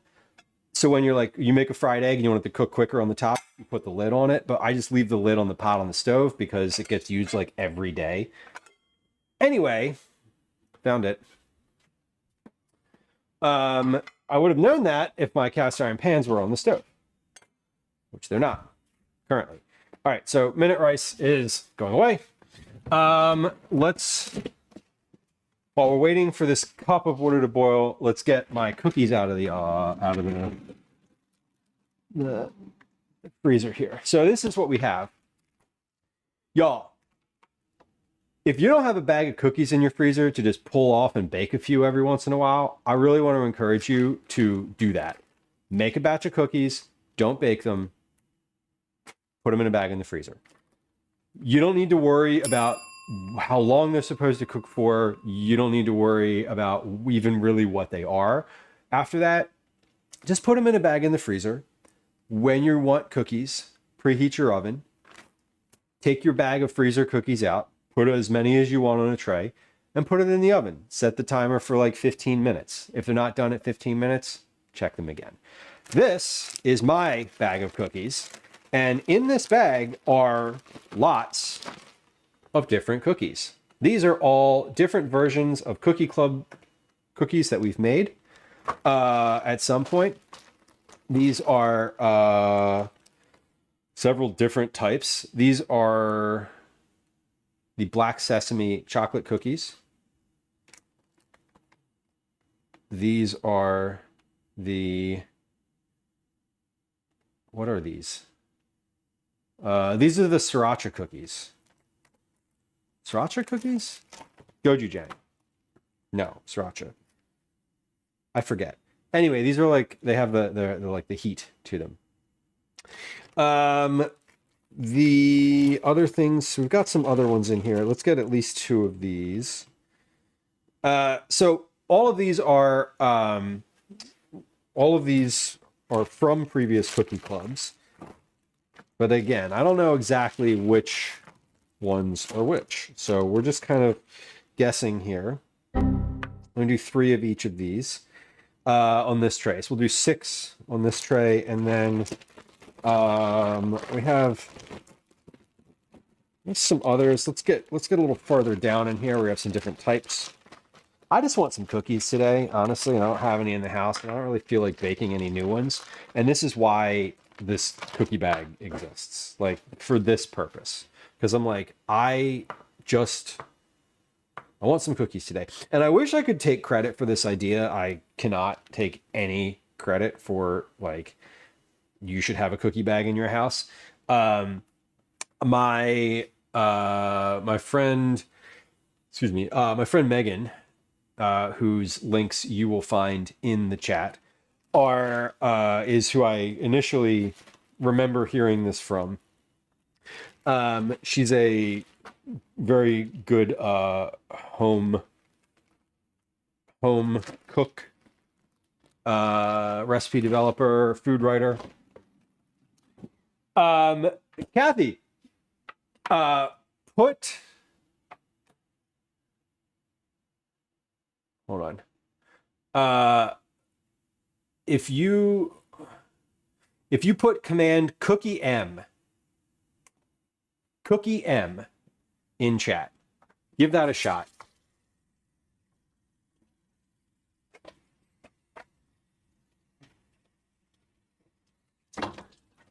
I believe that's the right one.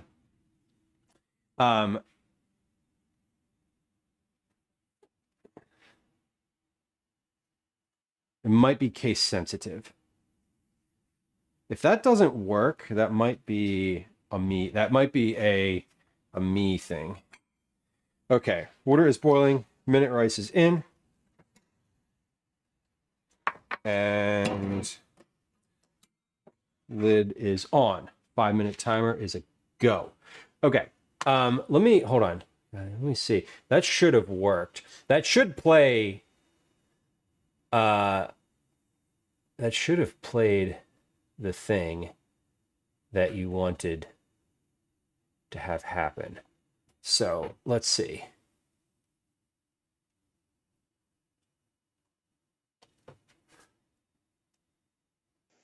Cookies! It should have done that. Now, why did it not do that? That is a bot not doing the thing that it should be doing. Let me check something here. So this is, I made some changes to the way a lot of this was set up. Take me through the gate. Okay, so that should have worked for you. I don't know why it didn't. I don't know why it didn't, but it should have.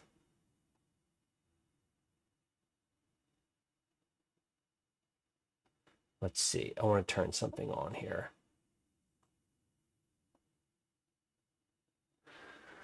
I know. It really should have. Um, Excuse me, Daddy? Sorry. Daddy? Sorry. Daddy? Sorry. Daddy?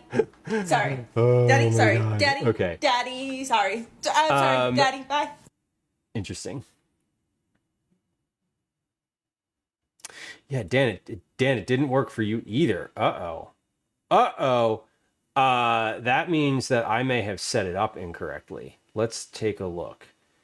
Hold on. Commands for sounds be cookie. No, okay, so that is good. Actions cookie.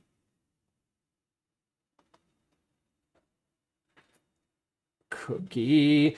So I'm looking in the bot right now.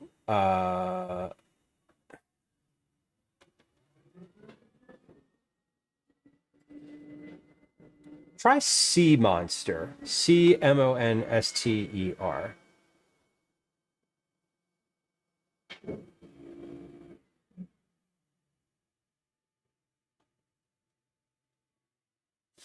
That didn't work either.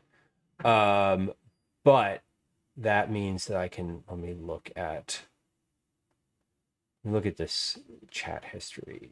Sub sounds. Okay. Okay, that should have worked. I don't know why it didn't work. I don't know why it didn't work, but it didn't work. Okay. Well, we'll investigate that. But I know that I can't fix it right now. But Kathy, I will tell you that we do have that as a sound command. Do you want a reminder in Discord? If you would be so kind as to do that, yes, I will not forget that, because this is a thing that I've been working on transitioning. I'm transitioning the sounds to work differently, like not from anything that y'all would see, but from how I manage the admin side of those working. And so I'm still, I guess I'm still like tweaking things. But that should have worked based on what I just looked at. It should have worked. Okay. Those 5 minutes for the rice is about to be up. So let me set a 15-minute timer for these cookies. Okay. Timer's at 15. Thank you, Kathy. I appreciate it. That is helpful. That is helpful because I will remember it, but like the specifics, I might be like, oh, that didn't work. Why didn't that work? But the lovely thing about StreamerBot is I can look in my log file and it will show me exactly what happened in the admin when you did when that chat came through.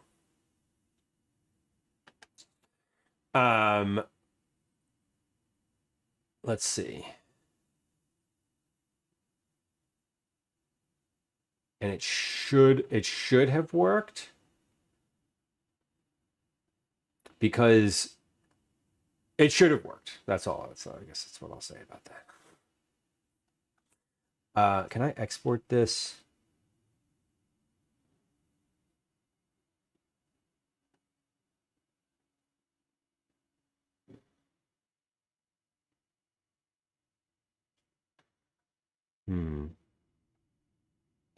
I can't. Okay. That's fine. Okay, cookies are in the oven. Timer is on. Broth is on the stove. Let's get the vegetables into that broth right now. Because this has been simmering for a while. So I'm gonna bring this over to my counter here. And so y'all can see this is the Can y'all see anything? No. This is the broth as it is. We have our chicken, herbs, salt, pepper, all in here currently. So this is looking pretty good at the moment. We're gonna dump our vegetables in here now. So this is 2 bags of vegetable scraps from various dinners. There's nothing. There's no like ratio or any sort of like exact amounts of anything's in here. We have onions, we have garlic, we have corn cobs, we have scraps from herbs. I'm seeing mushroom bottoms in here, mushroom pieces, onions, carrots. Yeah, lots of stuff. So this is all just going to get mixed in. I'm going to add a bit more water in here because this is now really thick. I'm going to add, I don't know, some amount of water to this. I don't know how much. Probably enough. I'm going to add enough water in here that everything is not, will be floating, essentially. Like right now, it's just kind of sitting on the bottom. So we're going to bring this over to the sink and just run the faucet into it until it's a little bit higher. And it looks like a lot in here. It's not, I think, as much as it appears because there's a lot of solids in here and they're taking up, you know, a lot of space. So I use the big stock pot for this because otherwise in the past I've used like 2 small pots or two relatively large pots.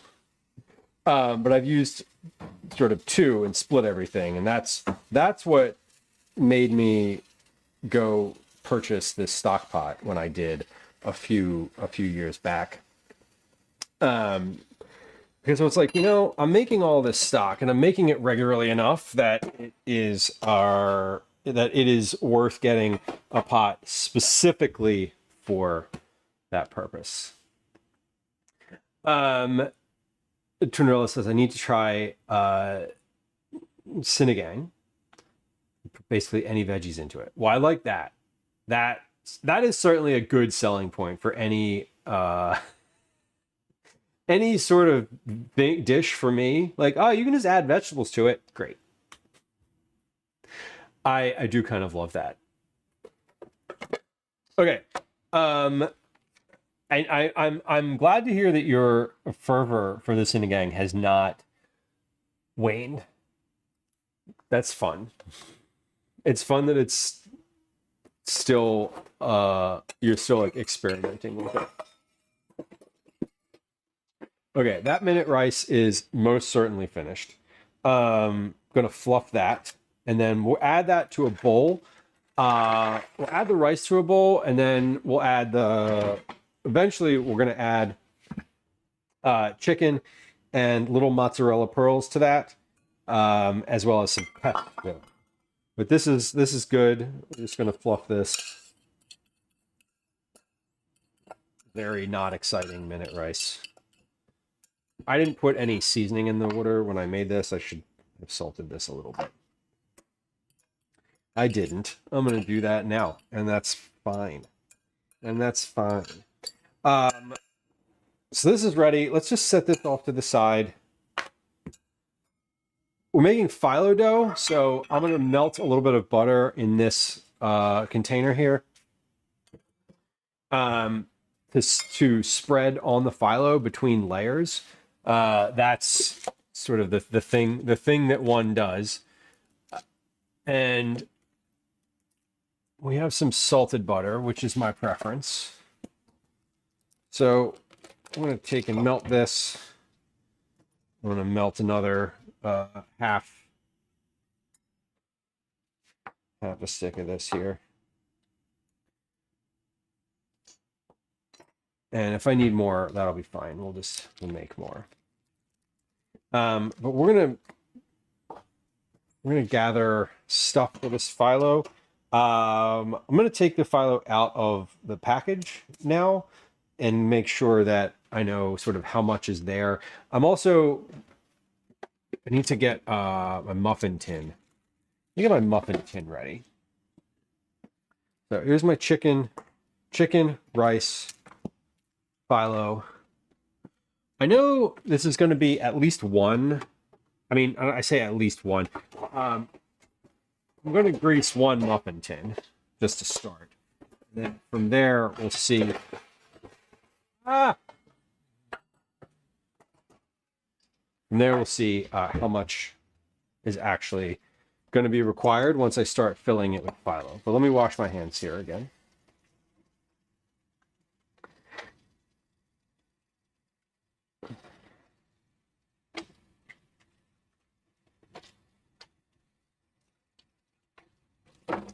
And we'll grease one whole tin to start, because the worst that happens is I don't fill all the little cups. I'm thinking this is going to be dinner tonight. This is something that I feel like I can just cook. It'll be ready, and then I'll get it, basically finish it. And then I feel like these can reheat. I've done little like phyllo dough cups of a variety of different things before. It's a pretty common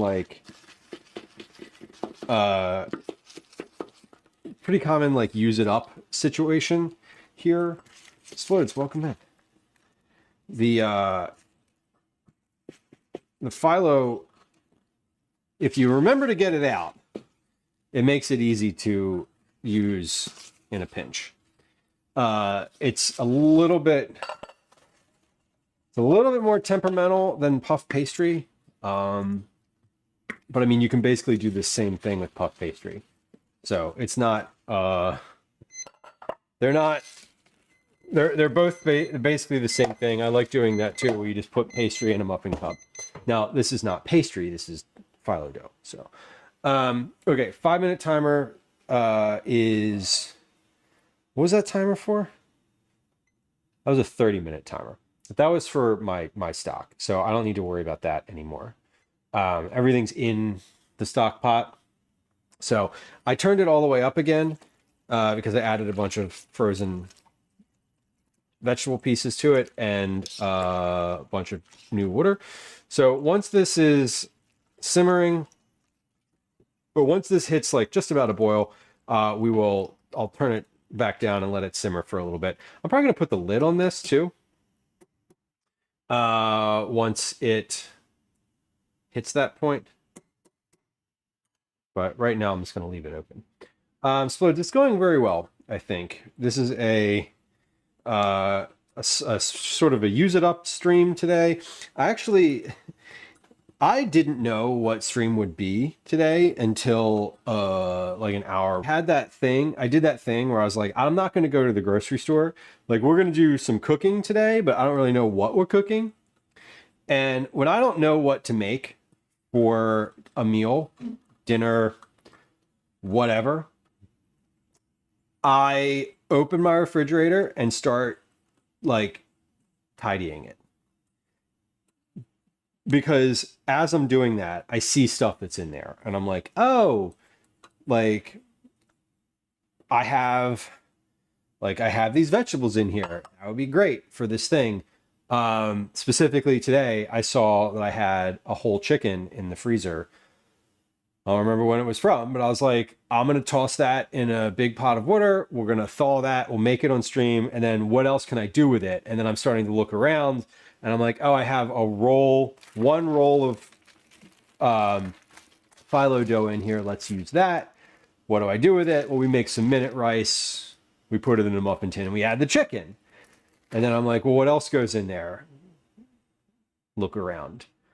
What I really was going to add to it was basically like mashed potatoes. But I realized I thought I had a packet of like instant mashed potatoes. I didn't. And so I was like, well, what else can I use here which is why I made the minute rice. So today was basically like, I'm going to look around and just make a couple different things that I think, would be like good use it up stuff for the house, right? So roasting a chicken. We're making broth out of the bags of frozen scraps that are in there. We made a focaccia for tomorrow. And that was using up a can of crushed tomatoes. So I was like, oh, what can I use these crushed tomatoes with? I was like, oh, I'll make focaccia. That's easy. And then a bit of a jarred sauce as well. So we're just using up some stuff today instead of like ordering food or, going out to eat, or me just going to the grocery store and like buying something we don't need. Today is just like, let's just, we're going to open the fridge and start tidying and see what happens. And this is what happens. So today is a good one in that regard. We'll wash my hands again here for just a moment.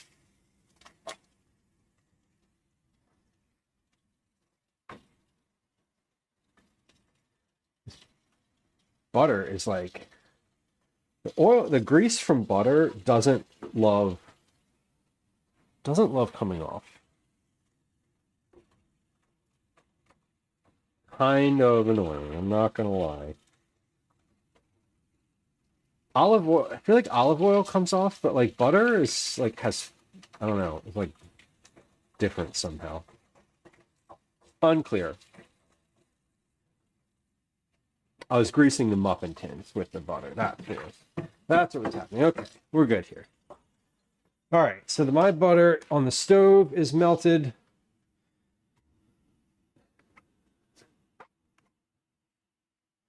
And my 15 minutes for the cookies that are in the oven is about to be up.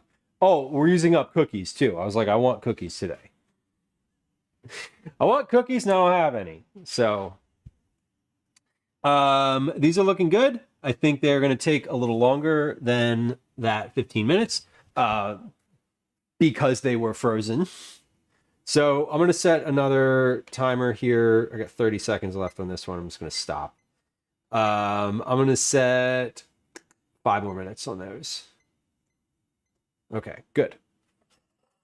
Phyllo cups, chicken. Let's cut this chicken up a little bit more too. So with the Phyllo, what do I cook this at? What temperature does this say to cook these at? 375. Okay, I'm just gonna turn my oven up too, because whatever.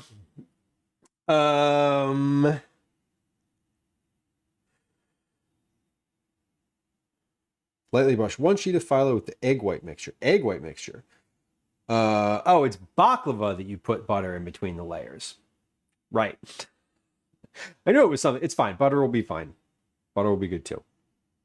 Or it won't. And these will be awful. And that's also fine. We're not worried about that. Okay. Here's what I think I want to do. I want to open these up. So it says these are supposed to thaw for 3 hours. I didn't do that. And that's okay. We're just going to like send it and see what happens. They're thawed enough that they're not sticking to each other. So that's okay. That's good. What I am going to do is cut these in half. No, am I going to cut these in half? No, I don't need to cut these in half. I'm just thinking of how I'm going to put these into the cups. I think what we're going to do is, one, I'm going to get a sheet pan to do this on, because this is going to get probably a little bit messy. What I want to do here is get my Phyllo ready. Going to brush it with a little bit of butter and fill these trays with it. Let me get the rest of my ingredients out for this. I have these miniature mozzarella pearls. These were from a recipe. I did not open these yet, so these are still packaged. Let me open and pour some of the liquid out of here. Yeah, Cyber, the Phyllo is one of those things where you're like, damn it, I missed my window of opportunity to use this today. It's part of the reason for that reason is why I like puff pastry better. For this type of thing where I'm like, oh, this is like a quick and easy dinner, right? It's only quick and easy if you remember to do step 1. If you don't do step 1, which is thaw the dough, then step 2 is more complicated. So we're going to drain these pearls. They're sitting in little, they're sitting in some water. So all of this is going to get mixed together in a bowl, and then I'm going to fill these Phyllo cups like separately. So I'm going to put some actual eyes on these cookies. They're looking all right. The ones on the bottom are looking more than all right. Those are looking a little burnt. Let me pull those out. I don't actually know what cookies those are. They didn't really spread that much. They're very small. I think I was supposed to put some cinnamon and sugar on those, and I didn't. And that's okay, because I bet they'll still be good. Yeah, those are, whoa, that pan is hot. That pan is, holy shit, that pan is hot. Okay, good. Woo, we did it. Ugh. You ever feel the heat rising in your glove and you're like, oh, this is gonna go bad. Okay, everything is ready to go. I have some pesto in a jar. I have my chicken, I have my rice. So once I figure out how many little cups I can make, we'll mix all of those ingredients together in a bowl. But before we can do that, let's get our Phyllo into these cups. So this is a process where you just basically layer all of this together.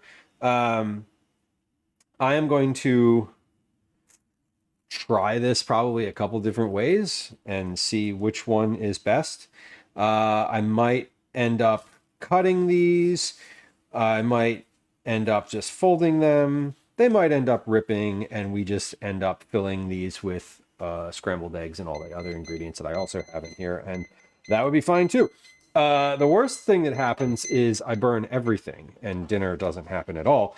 The best thing that happens is it works exactly like I expected and tastes fantastic. So where will we end up landing? Somewhere in between those two. I'm supposed to have a wet paper towel covering these because they get very dry very quick, and I forgot to do that, so let's do that. So we got a wet towel, it says, but I'm using a paper towel because whatever, because they're fine, and I'll just use it to wipe the counter with when I'm done. But let's give this a shot to start here. Put that one back. So I think what I want to do is we're putting a little butter in between each layer. So I'm going to come over here to the overhead camera for a moment so you can see a little bit more of the process. I'm just going to spread a little butter between each layer, and I think I'm just going to do this flat on this tray like this. And then when I'm finished with this, I will pick this whole thing up and put it in one of the cups. So that's a few layers there. 1, 2, this is 4 layers. I don't know how many sheets of Phyllo I have here, but it sure feels like I could do like 3 sheets per cup, something like that. So we're gonna do, this is my initial sort of pass at this. And I just want to make sure that I get the edges here.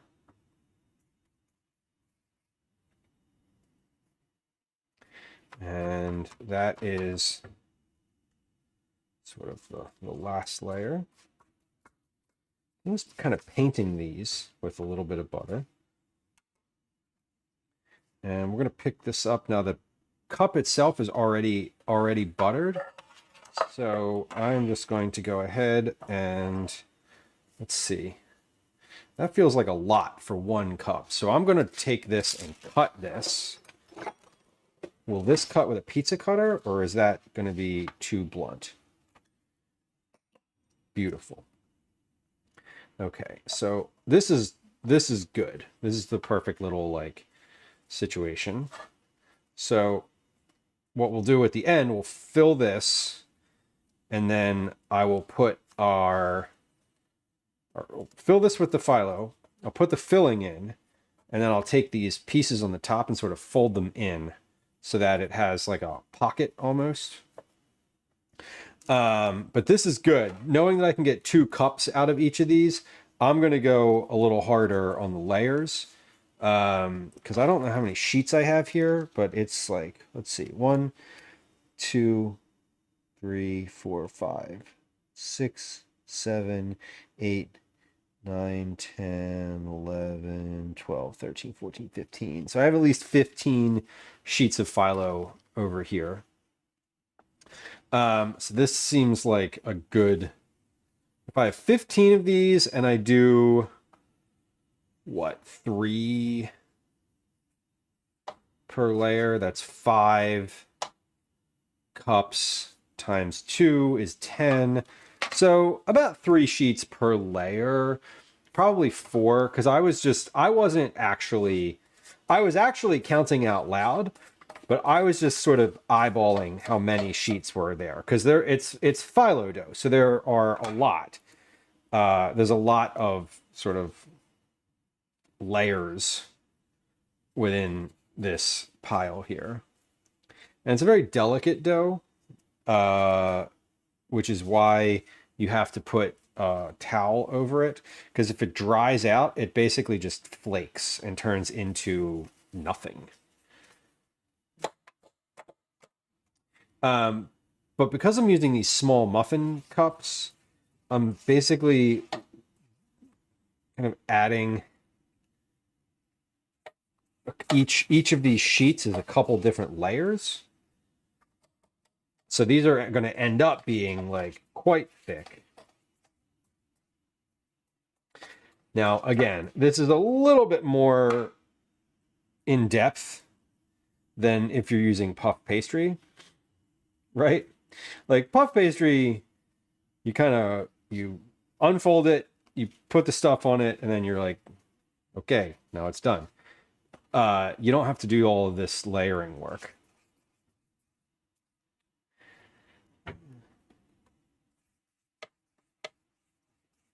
But the layers make it flaky and delicious, and that's part of why it's good.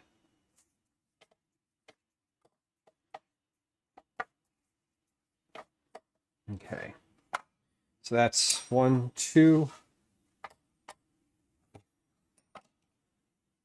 3, 4. So safe at home. Always good to know. Always good to hear. I know how you experience stream, and I'm always like, I hope you're safe out there. It crosses my mind. All right. So we have, let me get a little butter on the bottom layer here. So is that, oh, I have 2 puff pastry sheets here. Sheesh. All right. Actually, no, I have 0 puff pastry sheets here. I have 2 phyllo dough sheets.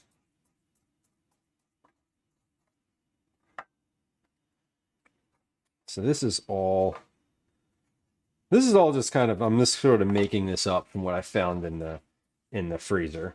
We have not, the freezer, as far as like leftovers right now, is quite empty. I just a week ago, 2 weeks ago, did a big Costco shop to restock my chest freezer in the basement. So I have a lot in the freezer, but it's a lot of, basically we could have dip dinner every night for like 2 weeks. at least. And that would be good. And like we could definitely do that. So I have my like oh shit, I don't really feel like making dinner stash right now, but not I don't have a lot of like raw ingredients. When I say raw ingredients, I mean like chicken breasts, you know, something you have to like cook and then make something else out of. I don't have a lot of those. What I do have, I'm using up a lot of in the next like day or 2 days. Some of it today. The phyllo dough is very nice to get actually out of the freezer. I've had it in there for a while, and I've been staring at it and being annoyed by it for months now. So we're doing some good work today. That's for sure. The mosquitoes are the worst at Walmart. They probably have like a bog out back where they, I don't know, throw all their trash or something.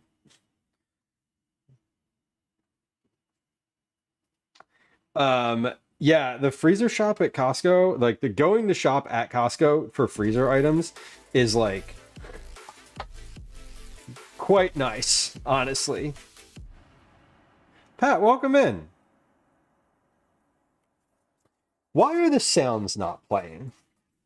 That should have had a sound. Did that sound go off for anybody else? I don't think it did. Pat, welcome in. It played. Okay, I just didn't hear it.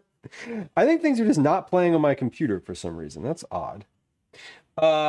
Friends who are hanging out. Pat is a fellow food and drink streamer who was in fact in the food and drink category today. What were you making? What was on the menu today? Was it an easy day? Did you succeed in your kitchen endeavors? Ooh, that was a lot of the same syllable all in one place there. But welcome in, y'all. Friends who are joining us, and anybody who is lurking currently. Follows are silent. If you are not interested in being perceived, but still want to like follow the channel, you can hit the follow button and just be aware that nothing's going to happen. Watch Win, welcome in. If you want to follow and chat, I'm happy to say hi to you, though. If you want attention, you can just ask for it, and I will give it to you. That is part of the fun. Anyway, welcome. My name's Lou. This is a food stream. We do cooking here. We do a lot of chatting, too, but it's all based around the kitchen situation. We do a lot of vegetable-forward family meals. We do some recipe development on stream. I do that for work. We also do a lot of meal prep. We do some use it up meals, which is what we're days, which is what we're doing today. Sort of like a freezer clean out, use it up situation. We also get out in the world and do IRL hiking, walking. We do camping every at least once a year. We've done some camping. But it's nice to have you. Welcome in. Kathy, you didn't hear one. Okay. What if you want attention but don't want to be the center of attention? Well, that's fine too. You can feel free to chat. If you want to be the center of attention, we should probably have a channel point reward for that. Just thinking out loud. Yeah, the sounds are weird today because the subscriber ones weren't working a few minutes ago. And they should be. They should be. The sound should be working. The sound commands should be working.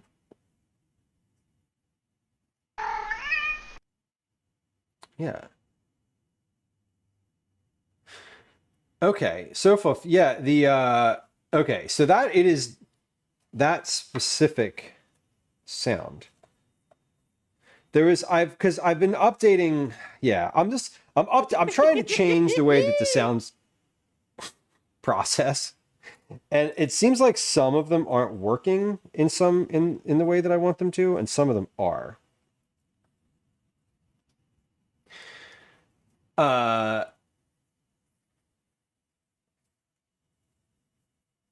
Yeah, it is just me. And it seems like it's a command by command difference. Because like the corn command should work. That's the one I've been testing it with. Because that's the one that was having an instrument? the issues.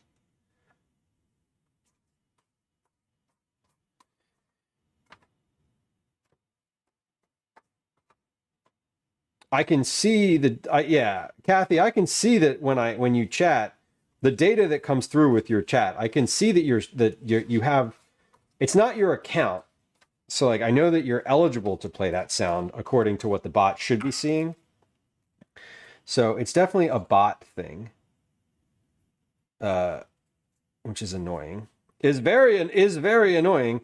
But anyway, I will, because we already have a Cookie Monster command, I will refund your points for that. Although I don't think they got taken out yet. Anyway, whatever.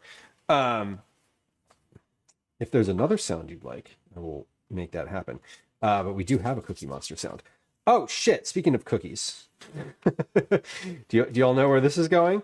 We still have cookies in the oven. The timer went off for those. I bet they're finished. I bet they're finished. Let's get those out. In fact, I know they're finished. Why did I say that? Because I can smell them. Oh yeah. Yep, those are done. Those are definitely done. Those are burnt.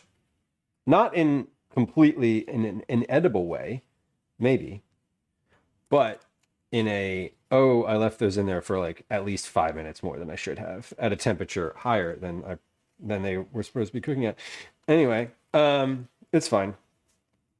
It's fine. You know why it's fine? Because those are freezer cookies, and if they work, they work, and if they fail, they fail, and all of that, and both of those scenarios are okay. I'm very focused on this Phyllo dough at the moment. This is quite the, using Phyllo is always a fun sort of process because you're like just in the zone with it for a few minutes.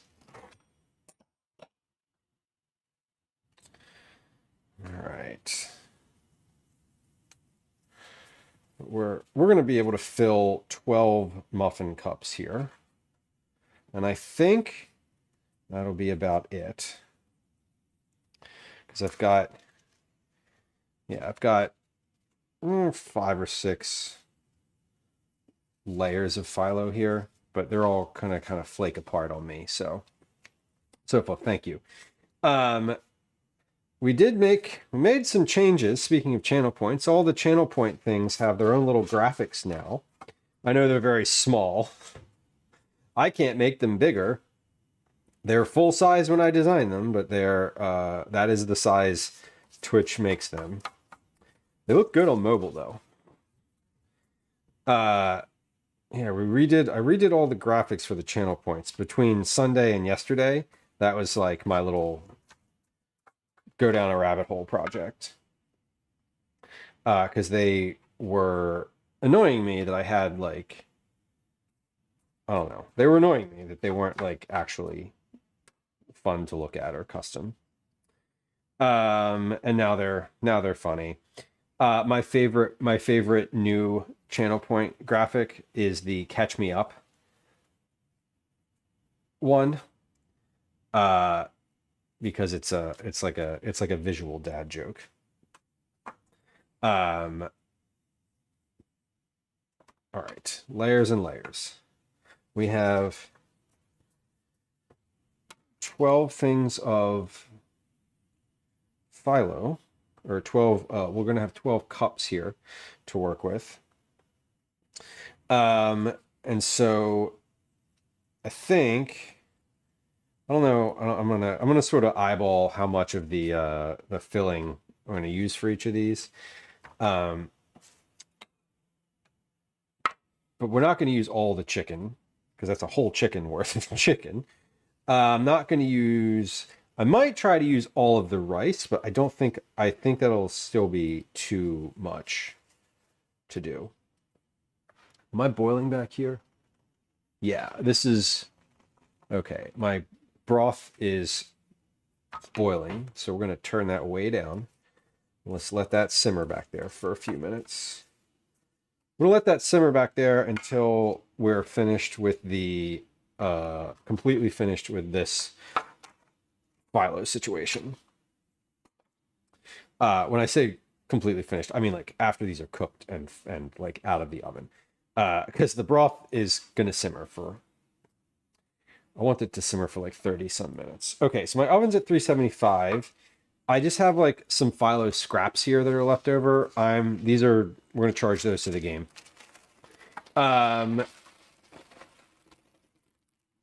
then let's get this counter, move these off to the side. I'm gonna chop some of that chicken up.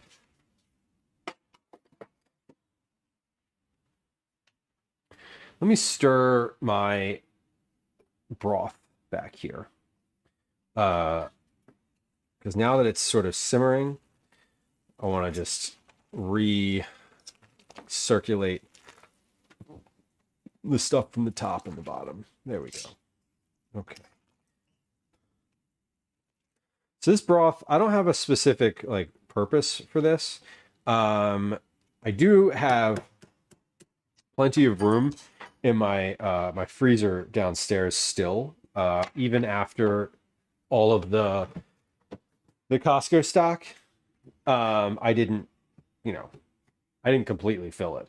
So let me wash my hands. We're gonna make our filling for the Phyllo cups, and then we're gonna pop those in the oven. I haven't set up a real timer for those because I don't want them to burn. They are, in fact, going to be dinner tonight, ideally. So hopefully I can keep those from charring into nothing, like I think those cookies did. I think I'm just going to take those cookies off the tray and toss them in the compost, and I'm going to put another tray of cookies in the oven. Because that's what happens. Because it happens like that sometimes. You can't help it. It's how it goes. Okay, let's get my chicken into separate. Well, first off, I'm going to get it in a separate container. Shart, welcome in. Hello. Happy Tuesday. All right. Let's get this. Let me get some white meat, some dark meat. So that's exciting. Do you have like cooking plans with it? Do you have like immediate plans for it, or are you sort of flying blind to start? Picking a half a cow sounds great, honestly. It sounds a little intimidating if I'm being very honest, but I feel like if you have the freezer space for it, it would work itself out. Okay, so that chicken, I'm just kind of eyeballing this a little bit. I'm going to cut this up into little bits. So what I'm doing with the chicken and the mozzarella and the rice is we're going to fill these Phyllo cups that I just made, and then we'll put those in the oven to bake for, I don't know, 15 minutes to start, probably. I don't really use Phyllo dough all that often, so I don't know how long it's going to take for them to be done. I do know that all the other ingredients in here are cooked, and so basically once the Phyllo dough is golden and browned everywhere, these should be finished. That's the calculus here. I'm not putting anything raw inside of them, so we're good. I think we're good when the Phyllo looks good. That's my thought here. Liz, hello. Am I feeling okay? Well, yeah, we're putting, now that you say that, when you put it that way, I actually think I could add some peas to this, and that might be nice too. Because a little bit of green as well. And when my family's like, oh, you had to add peas to it, I'm going to be like, I know who to blame. I'm putting pesto in there, though, so that kind of works. What do we think? Peas or corn? I think peas because they're green and they with the pesto, but point taken. I didn't even think about it, actually. I was thinking about other stuff. Cyber says peas. Both is a very diplomatic answer that I like in this context. Let's put the chicken. So the mozzarella I'm going to put in separately. I'm going to put those in like by hand. The reason that I want to do that is they're in these little balls. It's not they're not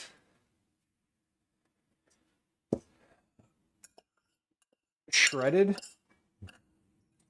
So I'm thinking it will probably be easier to just sort of deposit one or two. Peas, corn, and carrots. Yeah, you know, you could get one of those little bags of peas, corn, and carrots. That would work really well for this.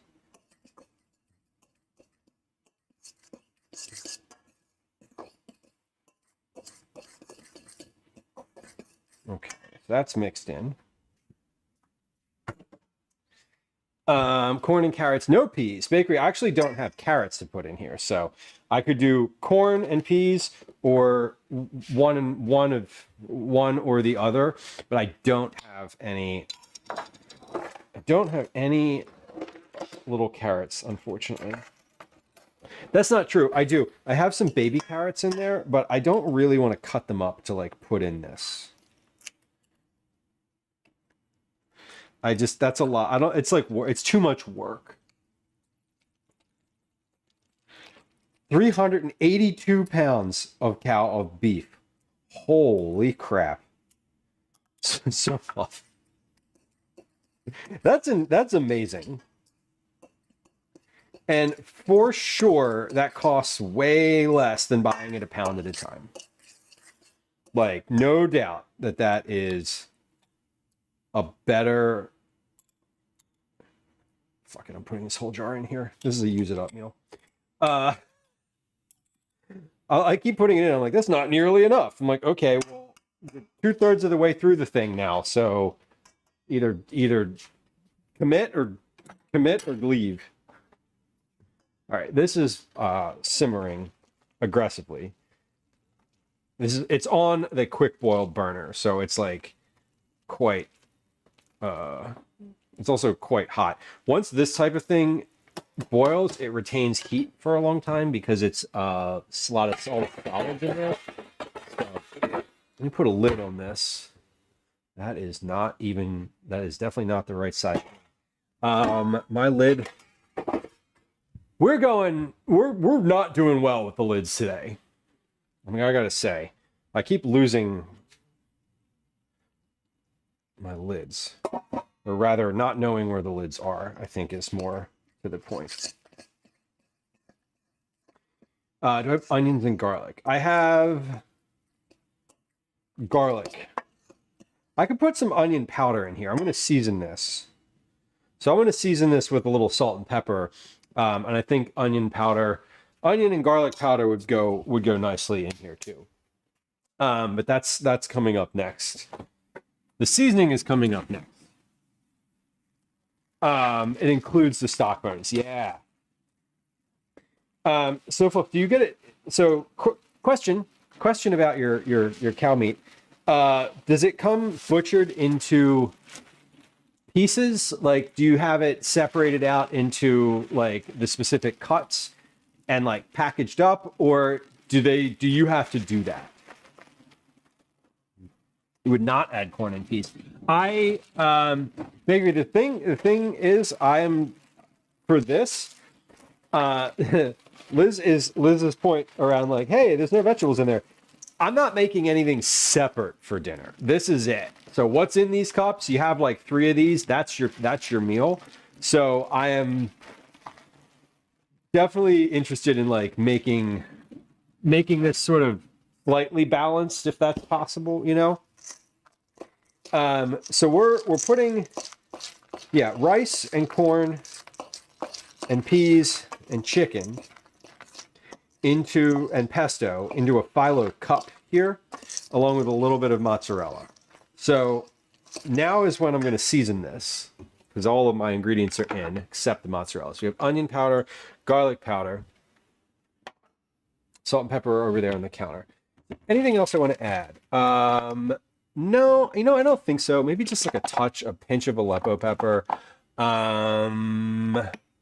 And curry powder, no. Paprika, no. No, there's really not that. Just a little bit of Aleppo pepper. I was not trying to be rude. Oh no, that's fine. You are allowed to say your preference for something. So a good example. For me, for my taste, I would not add corn and peas, but I cannot tell you what to do. That's a great way to put that. It is a inward-facing statement in which you take ownership for the specific preference that you have. Here's a bad example. Corn and peas would be gross in that. Why is that a bad example? Because it is a unilateral statement that is not true necessarily for everybody. Maybe it is for you. But no, I appreciate the thing with food is you're allowed to have an opinion about it and like the things that you like, right? For me, I think stewed tomatoes are foul. However, if you make stewed tomatoes, I would try them. And do I recognize that other people love stewed tomatoes? Of course I do. But I would not go so far as to say that stewed tomatoes are foul for everyone. As long as there's an I statement in there. That's the key. For me anyway. Mr. Termy, welcome. Hello. Mr. Termy, fellow food and drink streamer. I came across your stream recently. This weekend, maybe a little bit before then. I don't remember when. Last time you were streaming, I was like lurking just a little bit. But that's what I do. I'm a lurker across Twitch in general. Welcome in. Welcome in. Salt and pepper as well.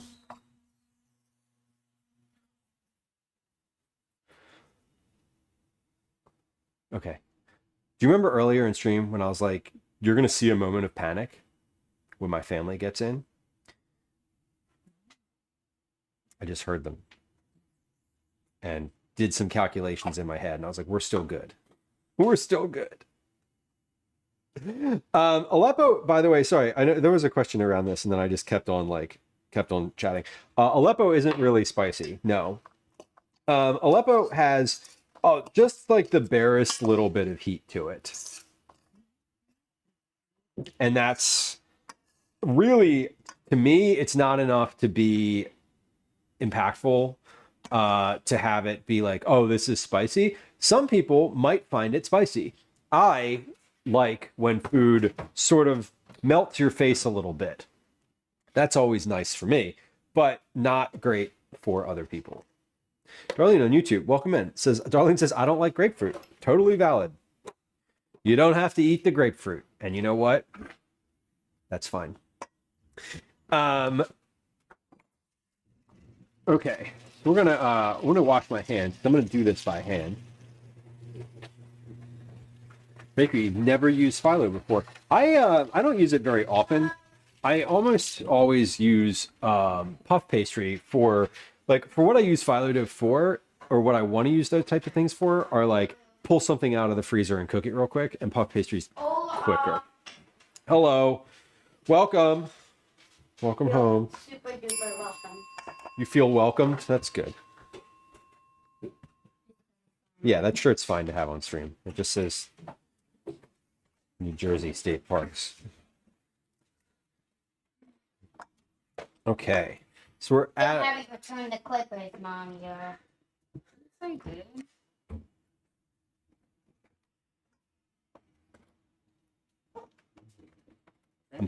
I'm staying out of this.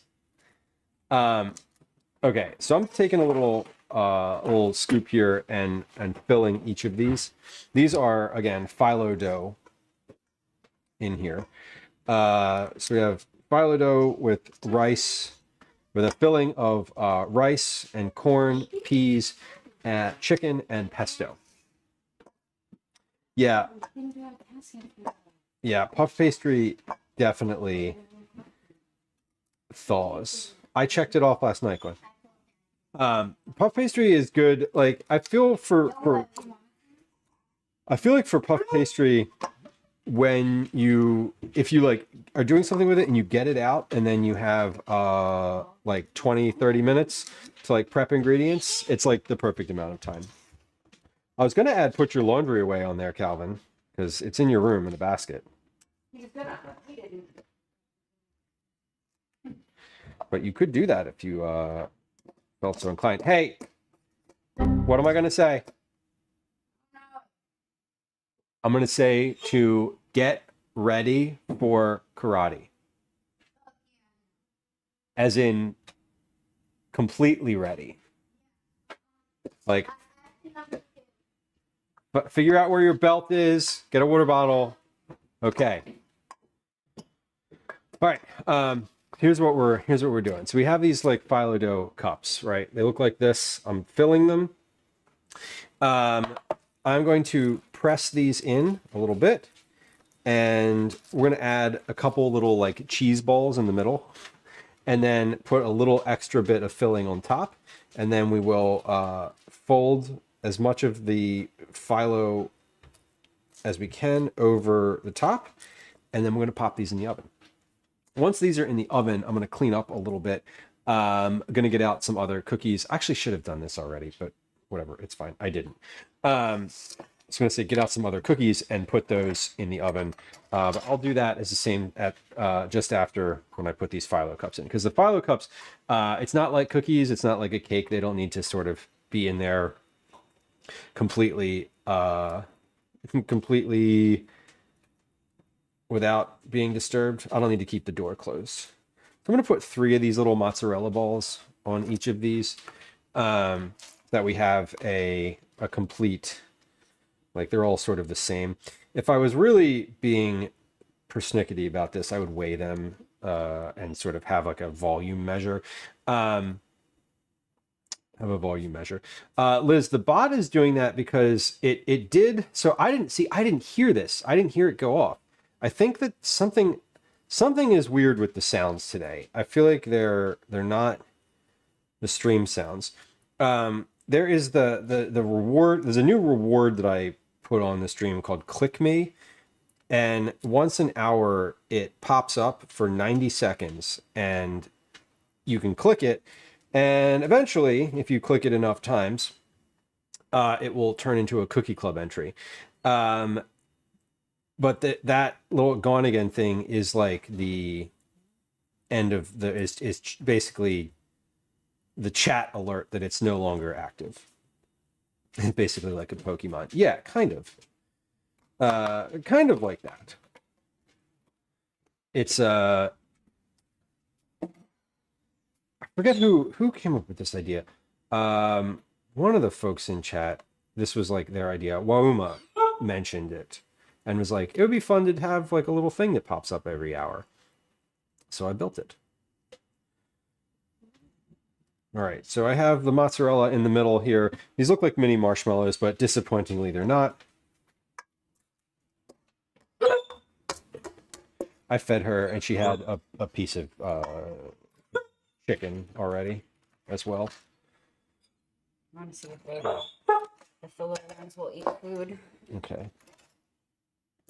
All right, so we're going to add a little bit more filling on the top of each of these because I have filling here. So I kind of want to use it all.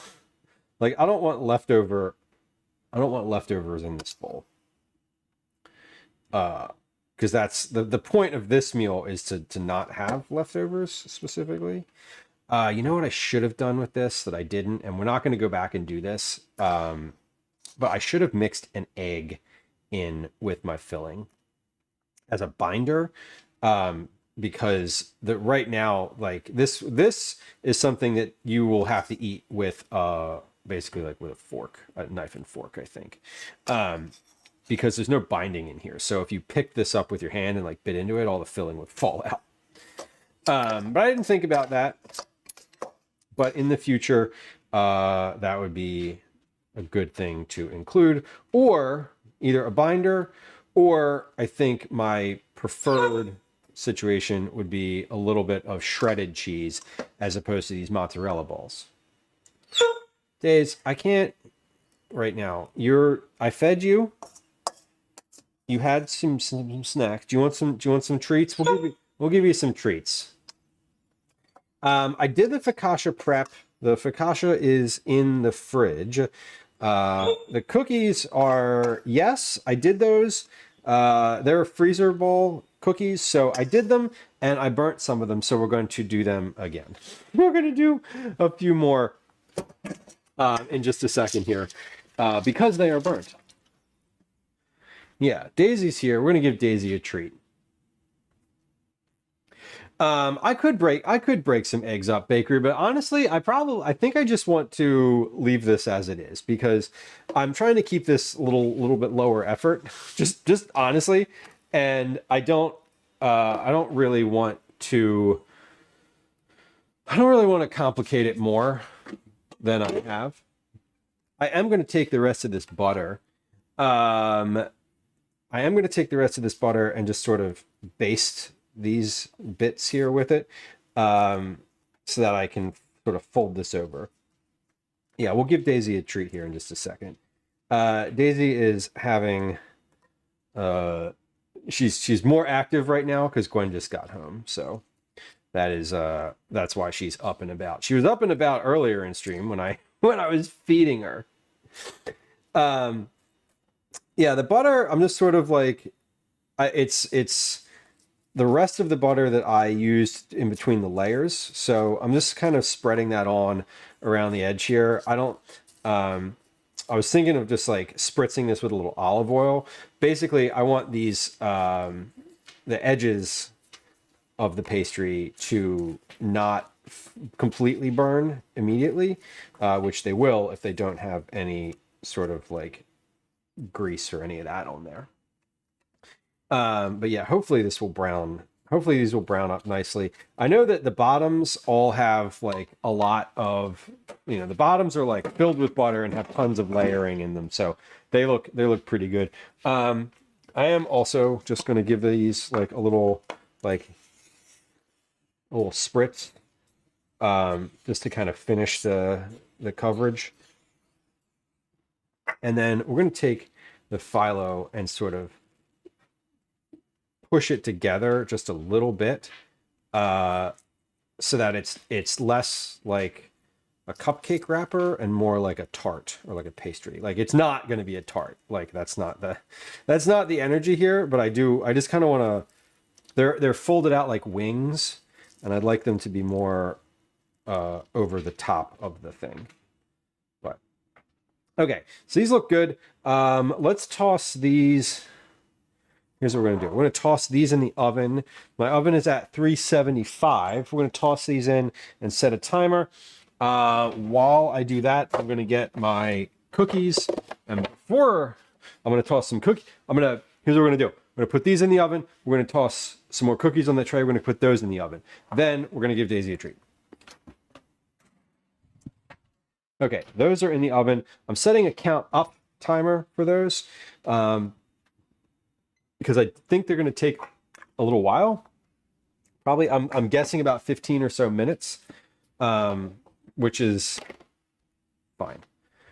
Okay, these are the cookies that were in the oven for too long because I turned the timer off and then didn't take them out. These are supposed to, yeah, these are little charcoal briquettes here. So we're kind of finished with these. I'm not going to throw them immediately in the trash. I'm going to try them, but they're I have eyeballs and those look burnt to me. So we're gonna do this again. That's fine. We wasted some cookies and it's okay because those were the reserve cookies. I also want to note that I see how many I can put on a tray, and I'm going to put a few more on this tray because there weren't as there because I didn't put as many. I didn't put as many last time because I wasn't sure how many would fit, and more will definitely fit. So, what flavors are these? One of these is. Two of these are the black sesame white chocolate. One of these is the caramel, like gochujang, not gochujang, the sweet sriracha. And then two of them, I have no idea. Two of them are small cookie ball cookies that are just indeterminate varietal. I really don't know which ones those are.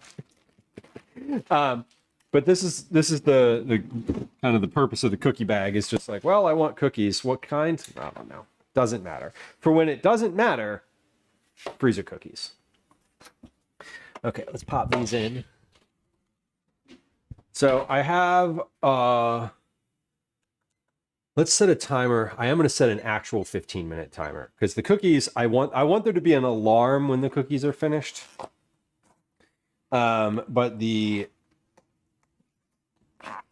phyllo dough, I don't really, it's fine. But like, the phyllo dough, the worst that will happen is the little pieces on top will burn a little bit. But the bottom is not exposed in any capacity and it's filled with butter. So that's going to be totally okay. If it stays in a little extra time. And those phyllo things are for dinner later. I'm going to be pulling those out. I'll pull one out and we'll try one. But those are going to be, basically I'm just going to leave those in the oven until it's dinner time. So that's the energy with those. Okay. Remember earlier when I was like, wet paper towels don't go to waste? They sure don't, because I'm going to use them to wipe the counter right now. I'm going to clean this counter up for a moment. Where's the dog? There's the dog. Okay, she's still lurking around. Okay, we're going to... Let's give... It's time for treats, both for Daisy and for myself. Because everything is in the oven. Everything is good to go. My stock is over there, just simmering. Let me circulate the solids in here again.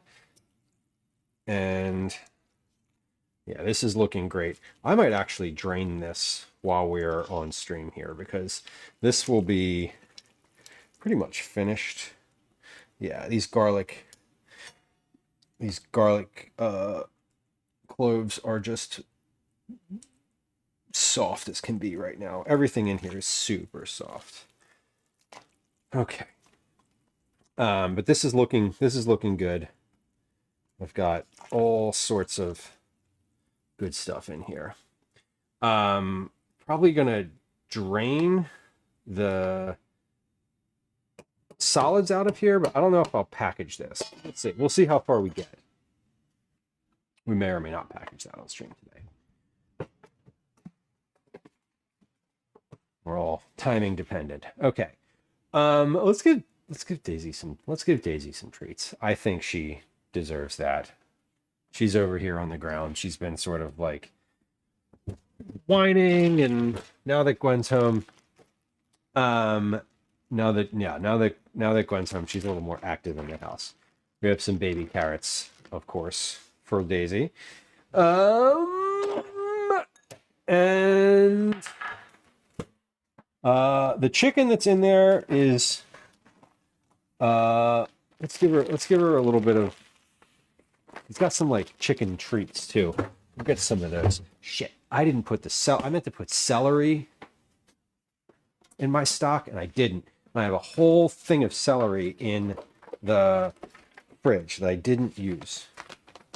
Oh, these are These are not the ideal things. Okay.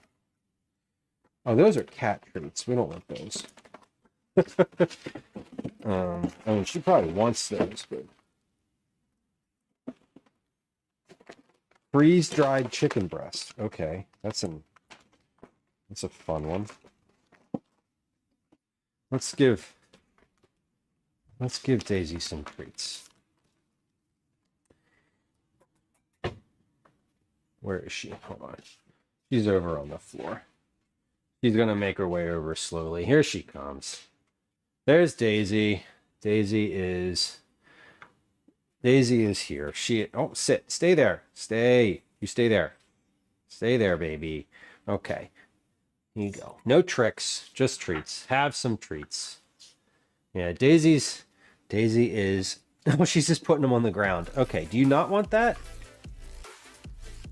No carrot? Okay. There we go. Sab, welcome in. Whoa.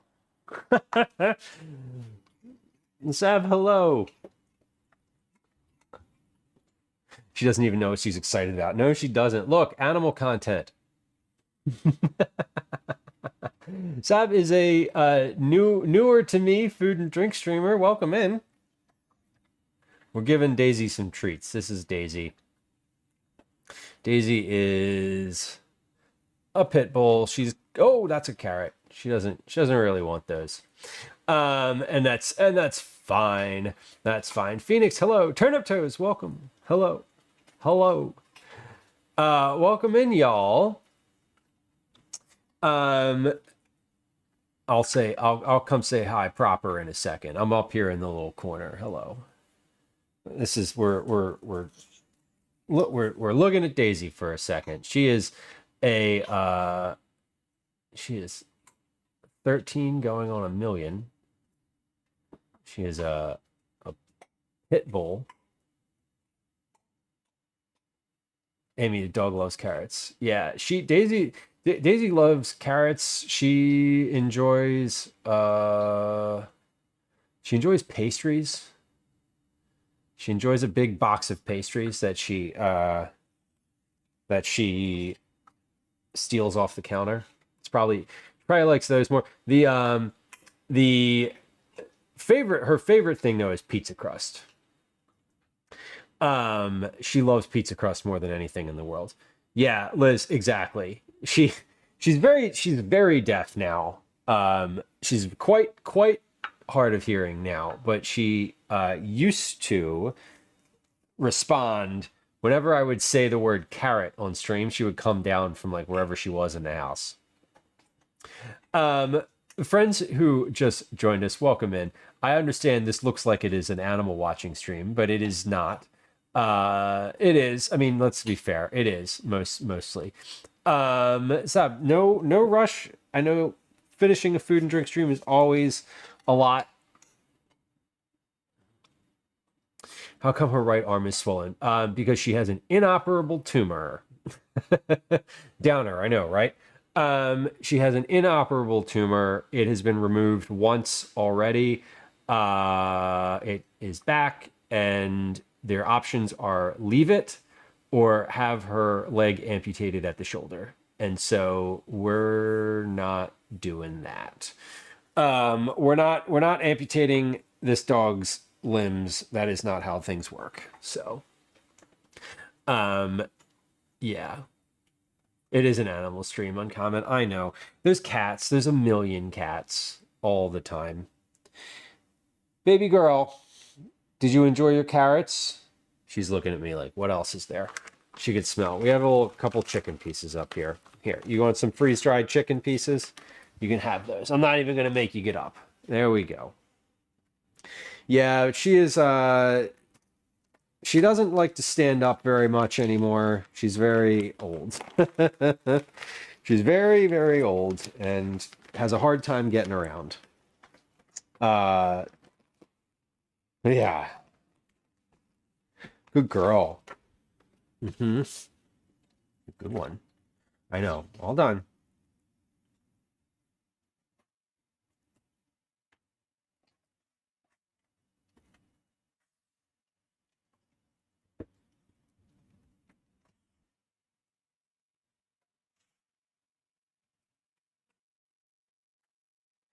Sorry, looking at my butt.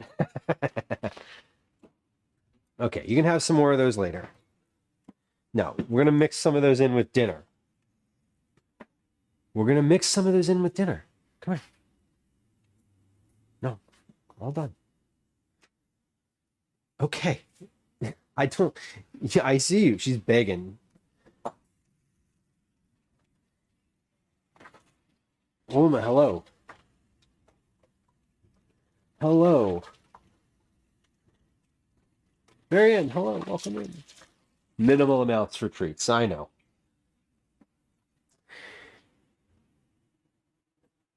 Oh.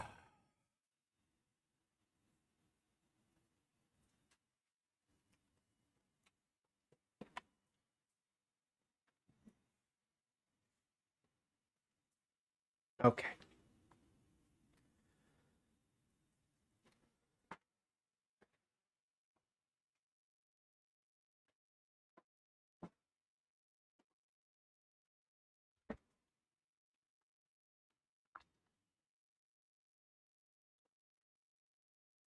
All right. How are these cookies doing? Oh, we are getting there. Hold on. Daisy, are you sticking around? What are you doing here? You're right underfoot. She's like, well, you keep giving me stuff. I know. That's all. We don't have. You ate all the carrots. Those are cookies.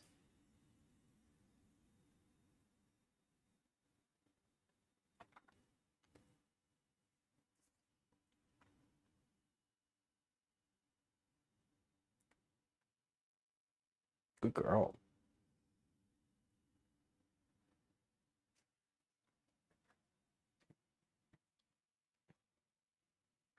Okay.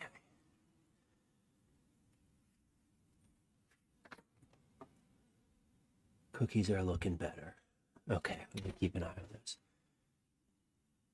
Daisy, are you hanging around? I'm not get. We don't have. No, you don't. You had. You can have a little bit more later. I'm not gonna keep feeding you. Feeding you. I know. Yeah, Liz. She's very. It's very strange. She's very weird. She's a very strange dog. She's very standoffish with strangers. Like, she doesn't want people to pet her. She doesn't want people to approach her.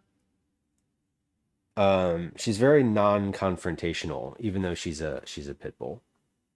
They have the reputation of being like aggressive and mean, but that's all in how you handle them when they're younger. And she is just like, she doesn't want anything to do with anybody. And yeah, she's always been that way. Phoenix, we have a sweet sriracha cookie and a black sesame white chocolate cookie and something else. I'm not sure what else. Yeah. Okay. We haven't had that much Daisy on stream in a while. But she hasn't been around in a while. She doesn't like, she's just in, yeah, she hasn't been around in a while. No, that's all, baby. We don't have anything else. We're out of it. We finished them. Okay. She's going over to lay on the floor over there now. Yeah, Phoenix, those are freezer cookies. So I got those out from a bag that I just have in the freezer. There's some kind in there that I don't actually remember what they are. These I don't recall. But those are also on the tray. These are like cake-like cookies.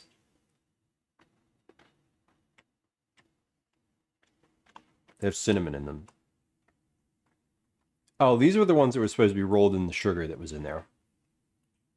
Oh well. Oh well. I didn't. That's okay. All right. While those are baking, those have about a minute and a half left in the oven until I think they'll probably be finished. The Phyllo cups are starting to look a little bit golden.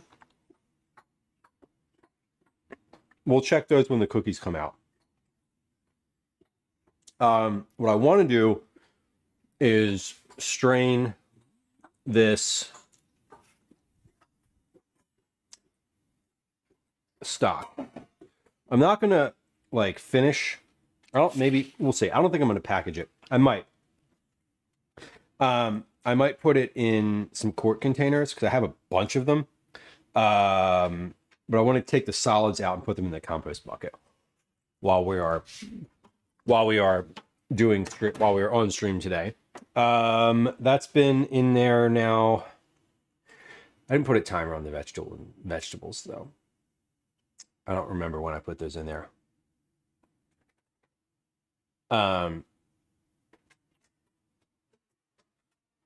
Probably like 30, 40 minutes ago.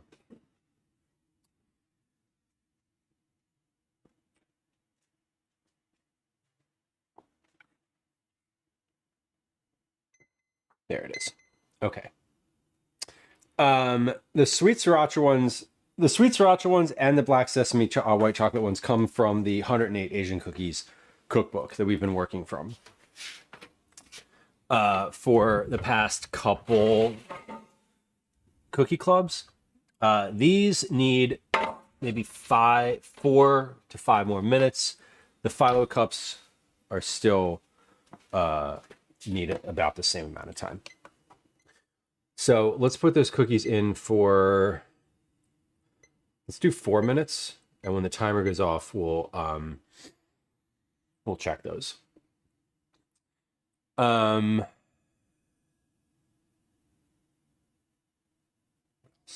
Yes.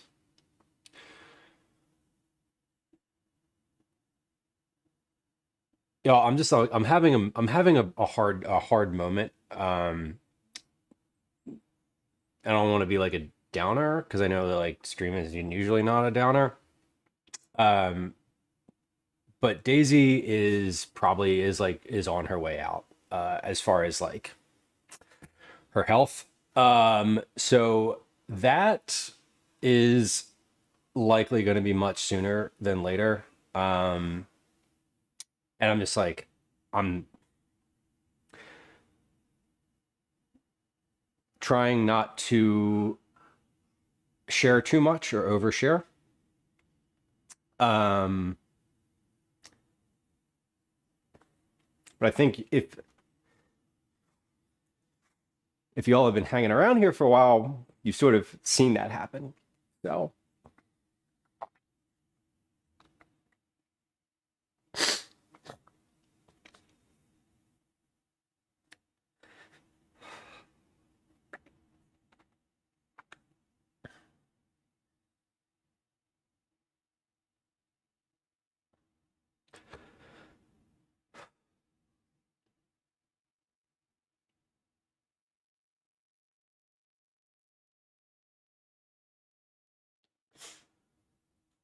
and I'm sort of keeping I'm keeping that a little close.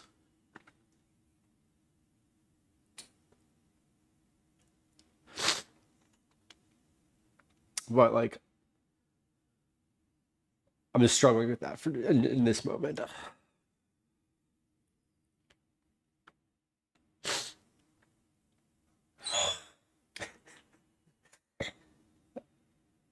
He's still down there asking for snacks. I'm just struggling with that in this moment. Like I don't want to overshare and like give a lot of detail there. In this exact second. Uncommon, do I need to take a minute? No, I don't. Sad, it's okay. It's okay. No, I don't, because there'll be more. There'll be more. I feel like there's weird crossovers between streaming and like life. And I tend to hold life out of stream sometimes, but sometimes it bleeds in because that's how it is. Because I'm a very like upfront person, generally speaking. And Daisy's been on stream for forever. So I just think it's like I'm just aware that soon that will not be the case. That like she will not be part of stream. And I've had like a lot of thoughts about that. Like, I don't know. Anyway, I didn't want to be like standing here kind of internalizing that for the rest of stream. So I think for me, like that's really all I want to be like. That's all I want to say right now about it. And I think I will probably have that same I will certainly there will certainly be more of that. But for now I'm not no, I don't need to like stop and take a long break. But I appreciate it. Yeah, Camille, it's hard. And that's the thing you can't like the thing you can't communicate with them. You can't say anything about it. Like there's no way. And you don't know, they don't know. And it's just like it's just part of the responsibility of having a pet. It really is. Yeah, exactly. Twinderella. Like she really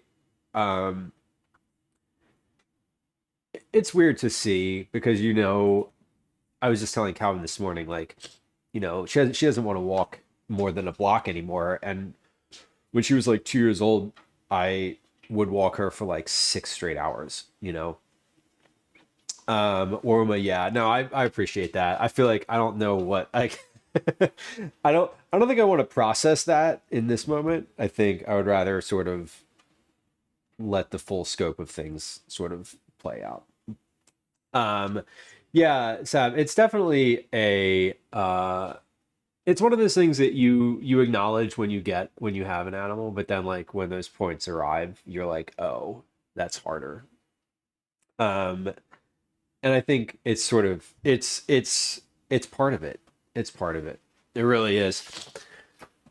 Okay, these cookies are finished for sure. I'm gonna let these are not burnt. Yeah, it's very I don't know. It's weird when there's like you see like a gradual. I think with people it's I don't want to say easier, but like because obviously there's a lot more tie-ins, but you can communicate. You can be like, this is what I want to have happen. You don't get to do that with a pet. So you have to like own 100% of the decision, which is hard. Yeah, caretaker, 18 years, 18-year-old cat. Yup, that's about right. Ours, the most recent. So we had two older cats, and the most recent one of those two passed 2 years ago, and I think she was 19, and the one before that was 18, and then we got them right around the same time. So the one that was 19 had about a year of being a solo cat. Okay. What am I waiting for? I'm waiting for the Phyllo cups. Let me set a timer for those. Let me put eyes on those. Let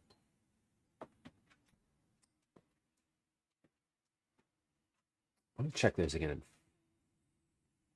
Let's do 6 minutes. I want to take an internal temperature on those, actually, when I check them again. But right now, I'm going to strain out the solids from this stock pot. Oh, excuse me. Yeah, I don't have any I don't have any like thing prepared to say about Daisy right now. I don't have any like thoughts that I really want to articulate. I think if I started talking about it, it would just be like stream of conscious a stream of conscious mixed with a lot of like tears, and I don't want to do that right now. There's going to be plenty of time for that. And I don't think I wasn't sort of like ready to like do that on stream. So just that's, but I also didn't want to stand here and be like, I'm fine. Because that's disingenuous. So thank you for the kind words, y'all. I appreciate it. Sab says your kitchen is way too clean. Sab, I clean a little bit before stream. Generally speaking. I will tell you what you see in my kitchen is this little square right here. Just like let me show you. Let me just so we put some let's put a reality check on here, okay? This is what the counter looks like. Okay. So this is the sink. These are all the dishes from stream today. We have a plant, we have like look at this. You can't even see this counter. So where I'm standing, that looks pretty clean. So I don't want to lie to you and say that the whole thing looks like that. Clean, yes. The counter's not dirty. It's just you can't see anything on it.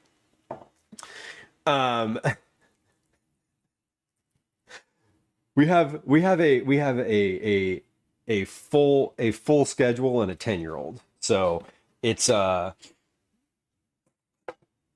definitely a lot. It's definitely a lot. What did you do on stream today? I think I might have missed. Did I see that? Did you say that? I know you were cooking.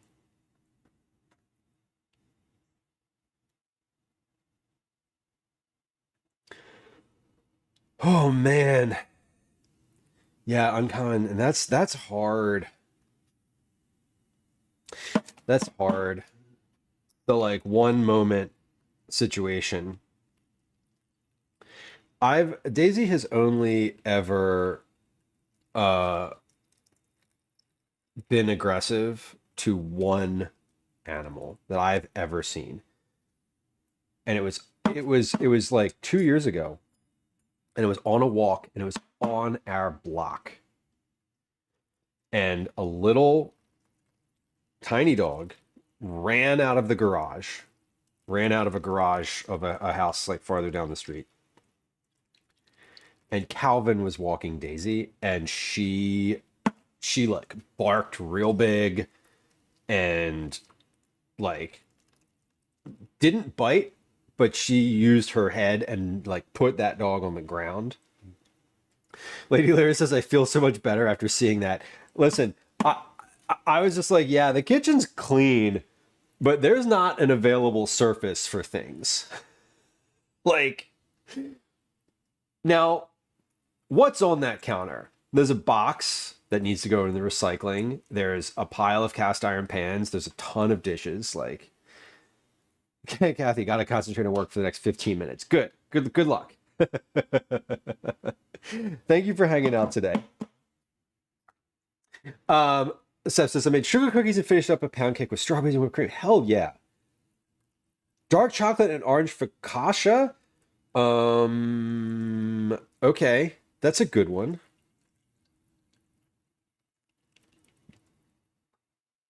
I made a focaccia today. I didn't finish it. It's in the fridge doing its little rise. It's for tomorrow.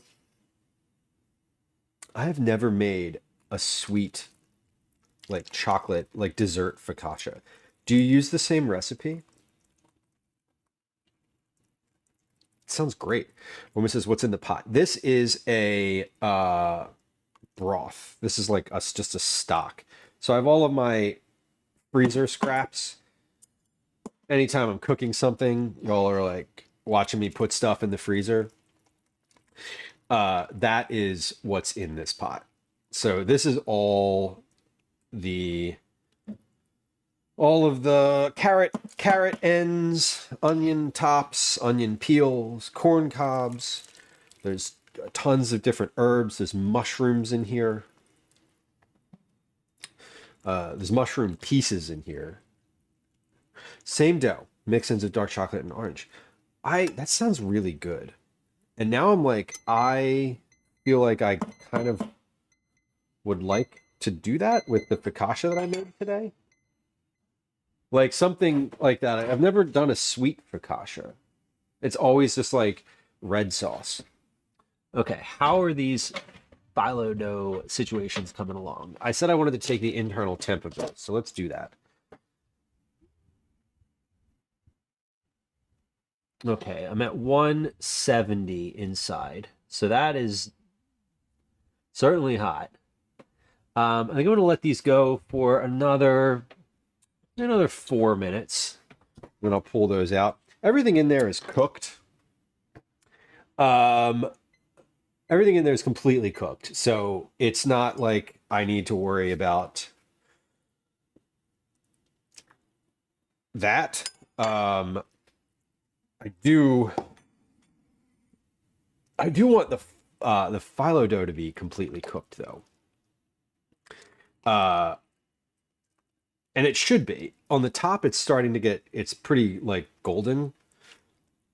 What I want is like some bits that look, just a few bits on the top that look burnt.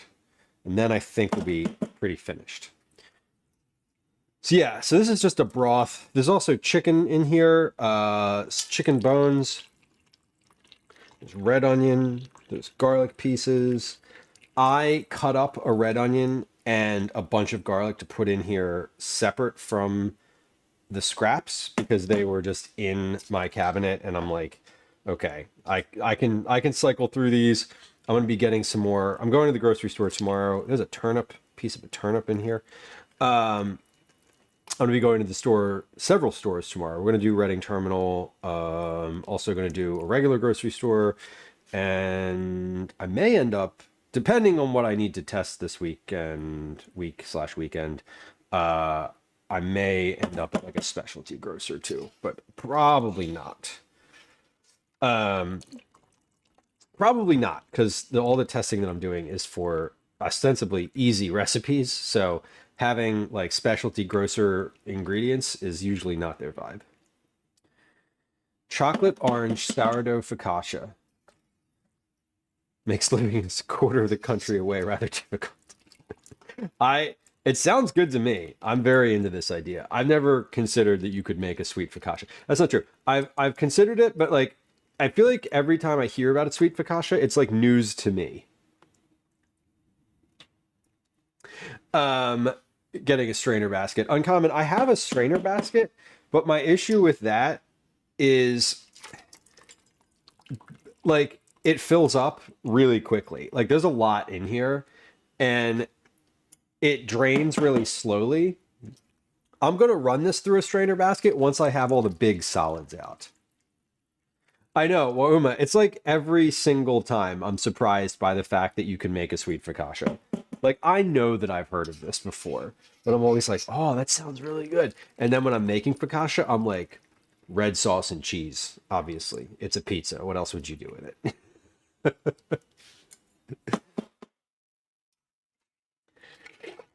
Yeah, we'll run this through a strainer again shortly to get the like herb pieces out of here and all like the little bits. I'm not going to run this through. I don't think I will. I usually don't run it through any type of like cheesecloth or anything like that.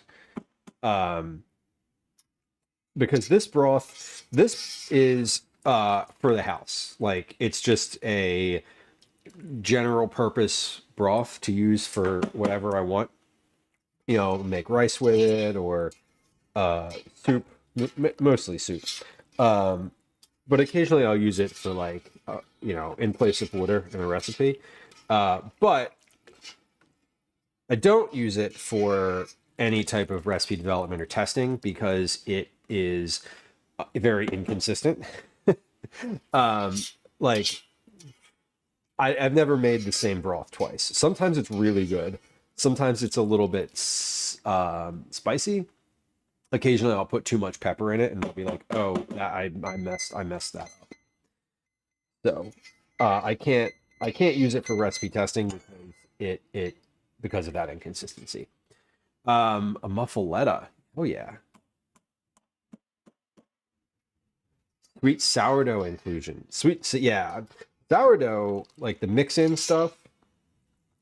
They sell some really interesting breads. There's a vendor that we go to at the that goes to the farmers market called Tom's Bread here in Philadelphia. They do a bunch of different like loaves like that, and they're always really good.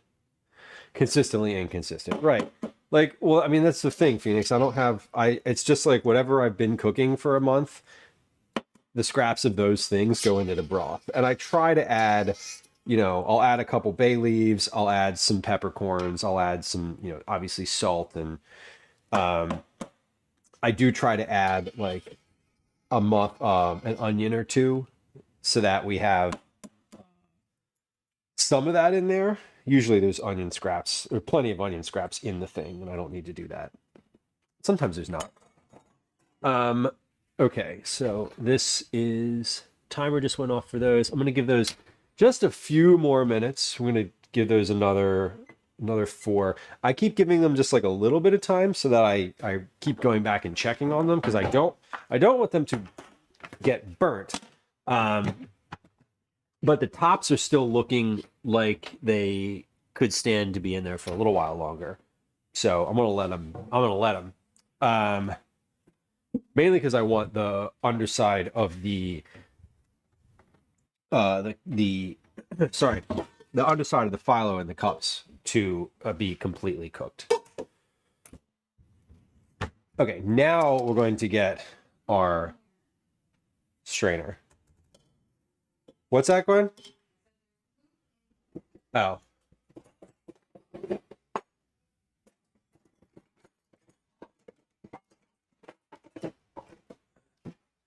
Okay.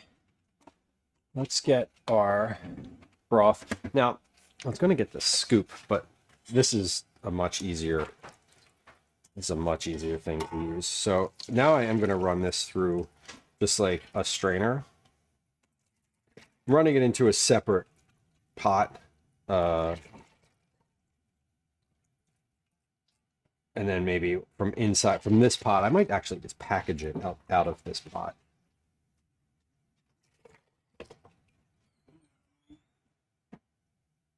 Yeah, I know, it got destroyed over there.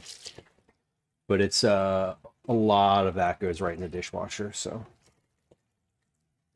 Gwen just came up and she also saw the sink and was like, damn.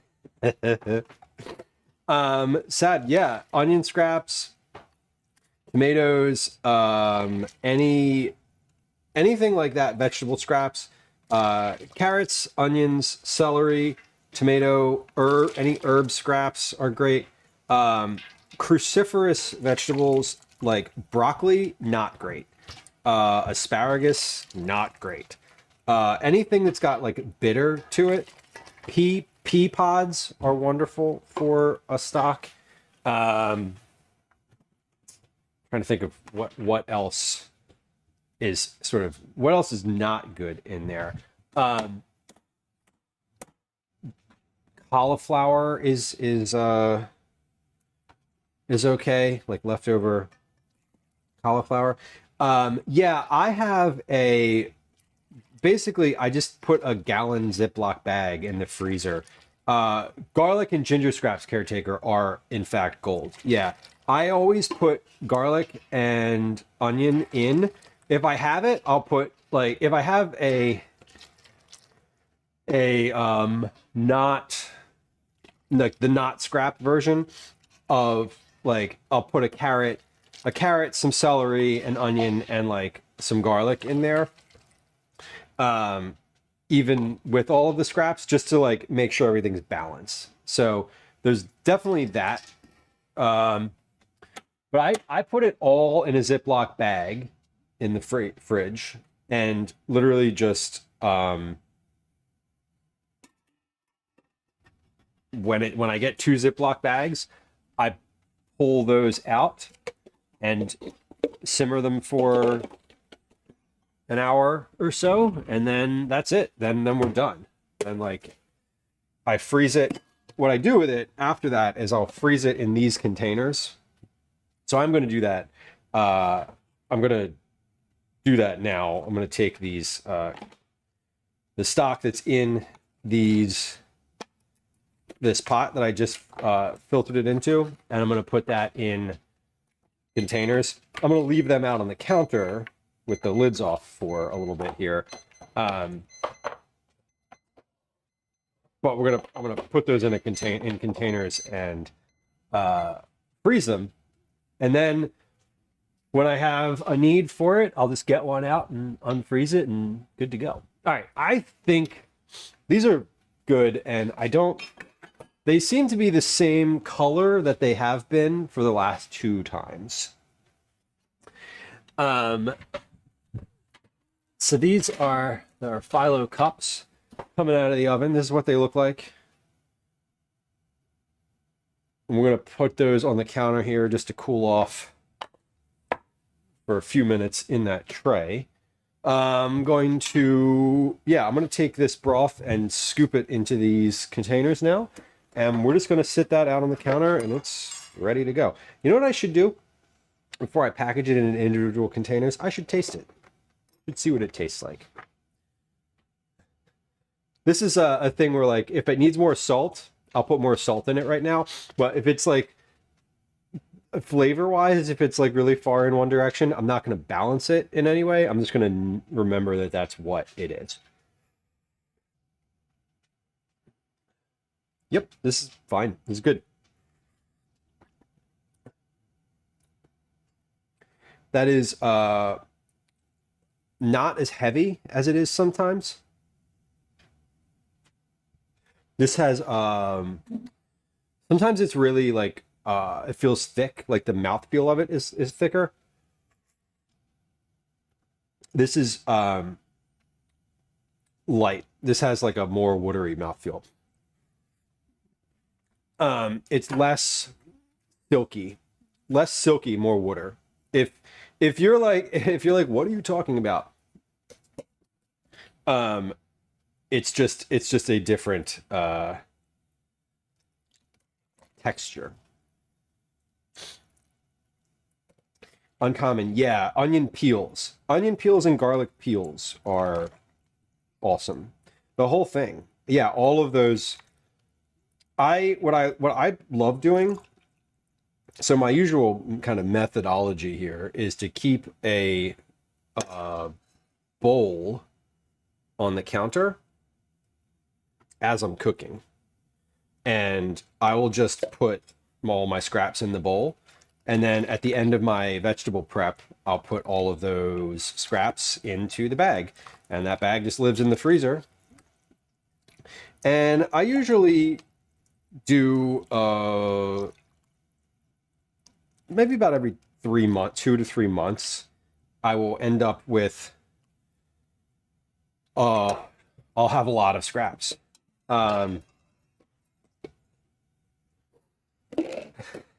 LGBTQIA with ads. Fellas, that was a good joke. That's really funny. That's that's really funny.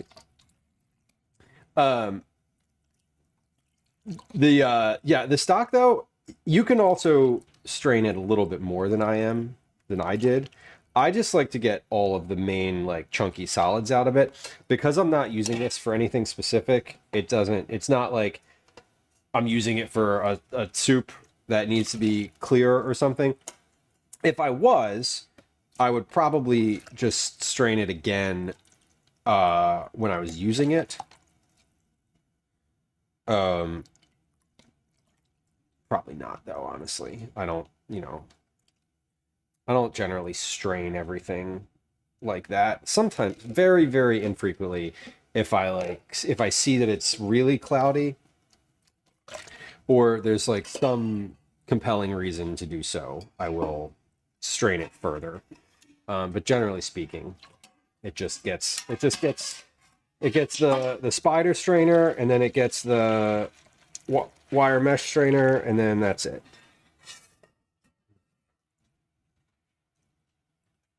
I save my bones too. Yeah, this has several chickens worth of bones in it as well. This is not just a vegetable stock. This is a multi, there's chicken bones. There are chicken skin is in here.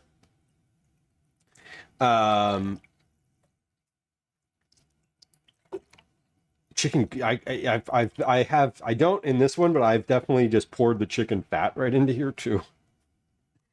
But one of the things that I like to do, which I did today, is roast a whole chicken, and then you just take the bones from that and you put those in the bag. Now, I, for my own purposes, keep a separate bag that is bones, because if you're making a broth and you want to make like just bones, you'll have the option to do that. Functionally, also, if you are combining the two and you're doing like I do, where you're making bones and vegetables, you always want to cook the bones for a little longer than the vegetables, because it takes longer to sort of render out the goodness from them. Whereas the vegetables, if you put the vegetables and the bones in at the same time, at the end of it, the vegetables are going to be so spent that it does sort of like start to get a little bit bitter. Or it can. The broth, I mean, can get a little bit bitter. So all of this, I will pop in the freezer. And then after it's frozen, I'll take it out of these containers and I'll vacuum seal it. The reason I do that is not because I enjoy having all of that extra plastic going into circulation, but it is because these containers get really brittle when they're frozen. And if you have them in the freezer for a long time, and you like go to take it out and you go to like take the lid off of it, I've had it happen several times where the container cracks and you get like plastic shards everywhere. And I'm always wary about then using that broth for food, because there's plastic shards all over the place, and that's not great. So I tend to want to repackage it after it's been completely frozen. That's the ideal scenario. So I don't have enough for another container here, but I've got quite a bit left. So I'm sort of distributing this evenly between these containers. And we're just going to leave these sit on the counter for now, because if I put them in the freezer, yeah, they need to cool down a bit before I can freeze them. I will be putting some lids on here though before I take Calvin to karate. Before I leave the kitchen, I'll put some lids over those, because otherwise I'm gonna come back to cat faces in this broth, and we definitely don't want that. Okay, so here's the end result of that. We got 9 quarts of broth out of that, which is like a lot. That's great. So I roasted a whole chicken today. We used the bones for the broth. We used the meat for these Phyllo cups. I have the fat in this cup, which is going to go in the refrigerator. Oh, I already had a cup of fat in the refrigerator. Oh well. This is bacon fat.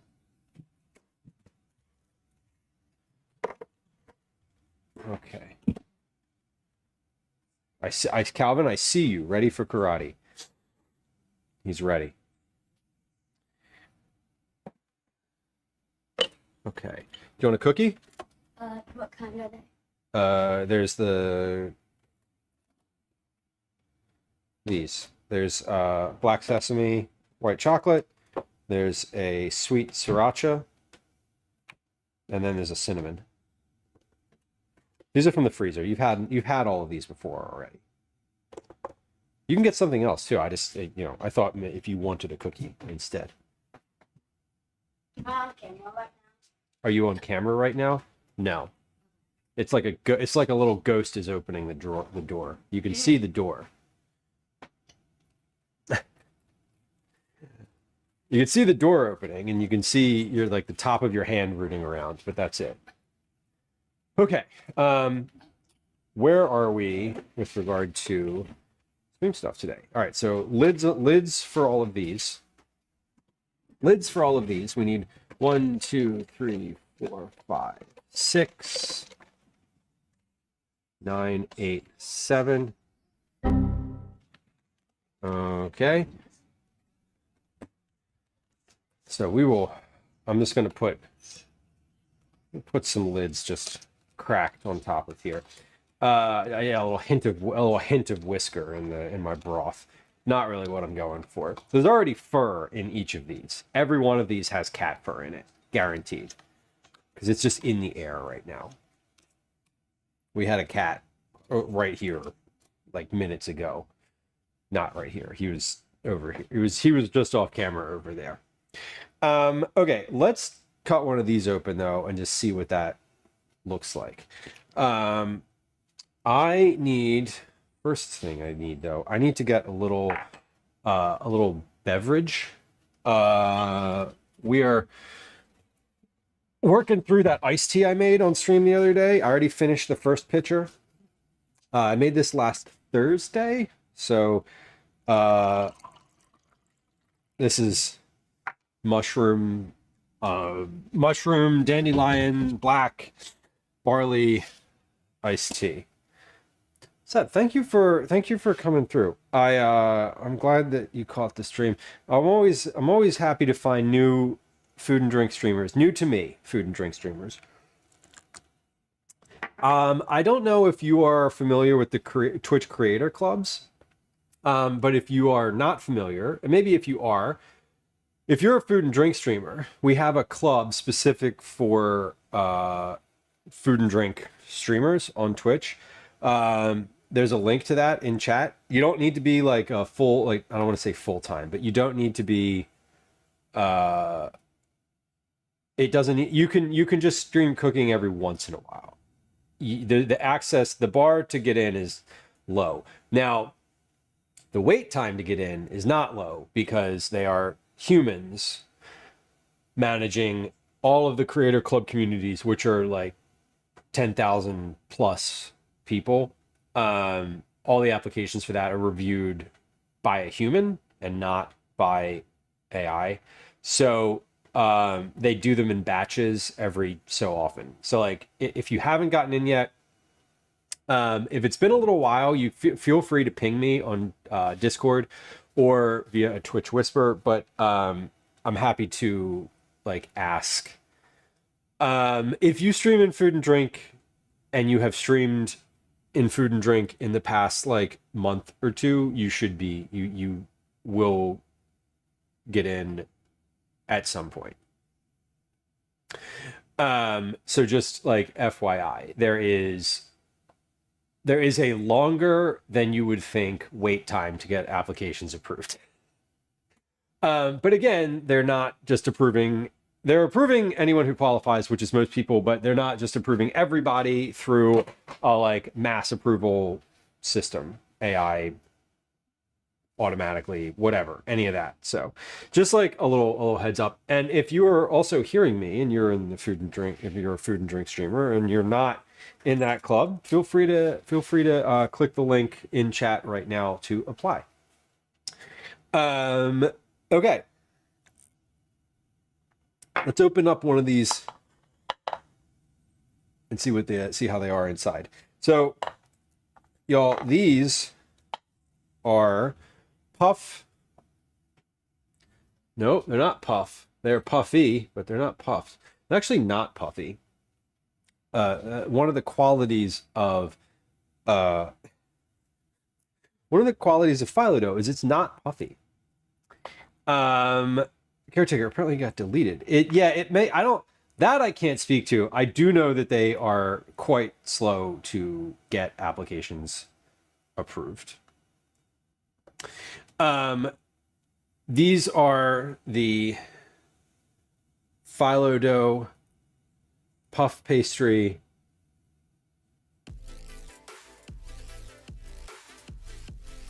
situations that we have. Nine, welcome in. Nice to see you. Hello, food and drink streamer as well. And what were you making on stream today? Caretaker, if you do if you do apply and you don't hear for a while, again, please feel free to message me. I don't approve applications, but I can ask. I can follow up with the folks who do the application approvals as one of the advisors for the Food and Drink Club. I can do that. 9, welcome in. 9 to 12, friend of the stream, fellow home cook, food and drink streamer, fellow person on the internet who I appreciate. Thanks for bringing some friends through. We're doing a little food and drink stream today, as usual. We're in the middle of, we're about to try one of these Phyllo dough cups. So these are they. So the bottom of these looks good as well. That's what I was hoping for. A nice brown, crispy looking bottom. For those of y'all who are new to stream, for those of you who are hanging out here, we've had some food and drink streamers come through today. Most recently 9. If you are 9 or 12, if you're into watching folks cook on the internet, worth following. Friends who joined us, my name's Lou. This is a food and drink stream. We have anonymous follows. So if you hit the follow button, there's no alerts and sounds. I'm not going to say hi to you. I'm not even going to say thanks. It's not that I'm ungrateful. It's that I hate when anything happens when I hit the follow button on someone's channel. So there's thing number 1. Follows are anonymous. Thing number 2, this is a cooking stream. So we do cook here. We cook, we chat, we make a lot of like home cooking meals, vegetable forward stuff, family meal stuff. I do a lot of like use it up is one of the ethos of the stream, which is sort of what we're doing today. I was just like shopping in the refrigerator and like, what can we make? So this is a thing we made up for dinner. And we're going to cut this apart and give it a try.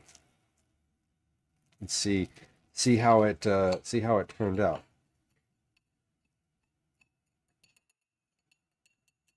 There we go. Nice. Yeah, I feel like there's always, when I go into a new stream, I will never hit the follow button until I know what happens. And if I see someone follow while I'm there and like lurking, and the streamer's like, "Hey, thanks for the follow, user, welcome in. Where are you from? Blah blah blah." I have zero chance I'm going to hit follow. I will take that link. I'll put it in a draft that I have in Gmail with the subject line called "Follow Offline." And maybe once a week, I go through. Once a week, I go through and follow like a bunch of people who I was like, "Oh, I should follow them. It was fun." When they're not live. Did I scare you when you followed me? No. And if I follow someone live, when they're live, there's probably a reason. Probably because it's either anonymous or like it's just the person's just like, "Hey, thanks for the follow," and then they like let it go, or more rarely, I'm feeling extremely chatty in that moment. That's not likely. That's extremely rare. Here's what we did. Here's what the inside of these looks like. these are again phyllo dough puff pastry, or phyllo dough cups, for lack of a better term. They have rice, they have chicken, they have peas and corn and mozzarella cheese, pesto, and seasonings. Seasonings of some variety. So this is just a use it up meal. I was like, what am I gonna make today? Yeah, these should have an egg in them. That just fell apart. Some sort of binding. The mozzarella cheese being shredded would be good, because then it would like incorporate, sort of hold everything together. An egg mixed in here would be wonderful. Either would be great. Neither is what I did. So these are kind of falling apart, but they taste good. Like the taste is there.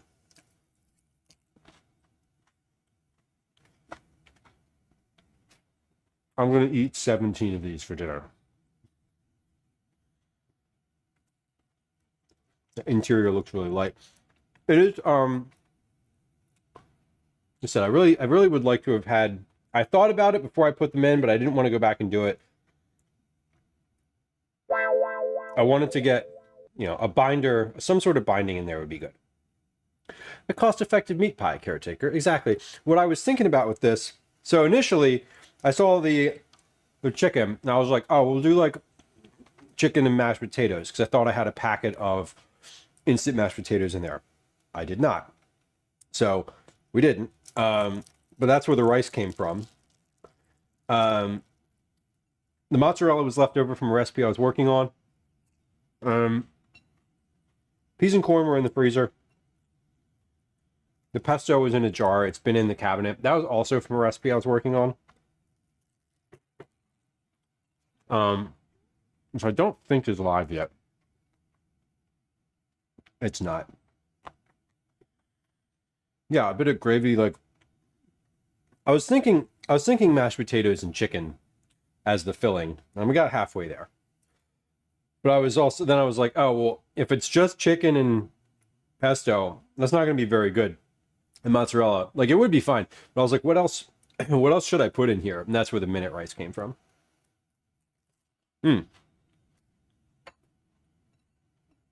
That's really good, though. I'm pretty happy with that. The puff pastry, I keep calling it puff pastry. The phyllo dough is super flaky, but it turned out really well. Very happy. Megan, welcome. Hello. Happy Tuesday. Happy Tuesday. It is indeed Tuesday. For a little while longer. Okay. So those are good. Very happy with these. We're going to leave these for dinner. I'm not going to package these and put them in the fridge or anything. I think what I'm going to do is, the oven is off, so I'm just going to put these before I leave to take Calvin for karate. I'll put these back in the oven. I'll leave them sit out for now, and then I'm just going to set the oven timer to turn back on at, you know, when karate ends. So by the time we walk home, the oven's like hot and these are like warm, acceptably warm again. They're not going to cool down to the point where they're cold, but they would cool down to room temperature if I left them while we were gone. The other things that we did on stream today are, so we did the broth, we did the phyllo cups, we made somewhere in here, we roasted a whole chicken, we roasted some chicken thighs, and if I can find it, I'll show it to you. Here it is. Yeah, we made a red sauce for tomorrow's focaccia. This is just a raw crushed tomato with garlic, olive oil, and salt in there. Follows on the menu soon here too. Nice, that's great. Have you made baklava before? It's really fun. It's one of those things that's super satisfying. I'm assuming you've made it before, given that you're saying I got a new recipe. Meaning that the old one was probably acceptable, but new is exciting. And then, speaking of exciting, this focaccia dough started at that blue line and it's risen quite a bit. So this will tomorrow. By the time I make this tomorrow, it'll be full. I thought you were changing to a sweet one. I'm thinking about it. I'm still considering it. I made the sauce before that conversation happened, so it was a. The sauce will still be good though. I could freeze the sauce. So we made the focaccia dough. We made a sauce for it. We made the phyllo cups. We have broth that is over here. We roasted chicken for some indeterminate purpose. And I also have cookies that I made out of the oven, or out of the freezer rather. Cookies I made in the oven. They came out of the freezer to go into the oven. I didn't mix them today, I guess is the point that I was going to make. But these are two of our Cookie Club cookies that have been frozen. We have our sweet sriracha and black sesame white chocolate. And then some cinnamon cookies of some variety. I don't remember what these are from. These are supposed to have cinnamon and sugar around the outside of them, but they don't. I know, I'm kidding. See here, so here's the thing. I'm glad that you're kidding. One, two. I don't get jokes, so it's a literally like a limitation for me. So I take things like very literally in some ways on the internet. So if you say something, I'll just take it at exactly what it is. I refuse to freeze cookie dough. Why is that? I keep a bag of cookies in the freezer, and anytime I want cookies, I just make them. They're not as good as when they're fresh. They're never as good as when they're fresh. But these are pretty good. It's sort of like a snickerdoodle. It's not a snickerdoodle because it's not flat. Oh, it's definitely better fresh. No question about that. My thing is, I like to keep a few in the freezer because when I want a cookie, I can either make it, go somewhere and buy it, or I can do like a middle ground of where like I've already made it and it's not quite as good, but it's still a cookie.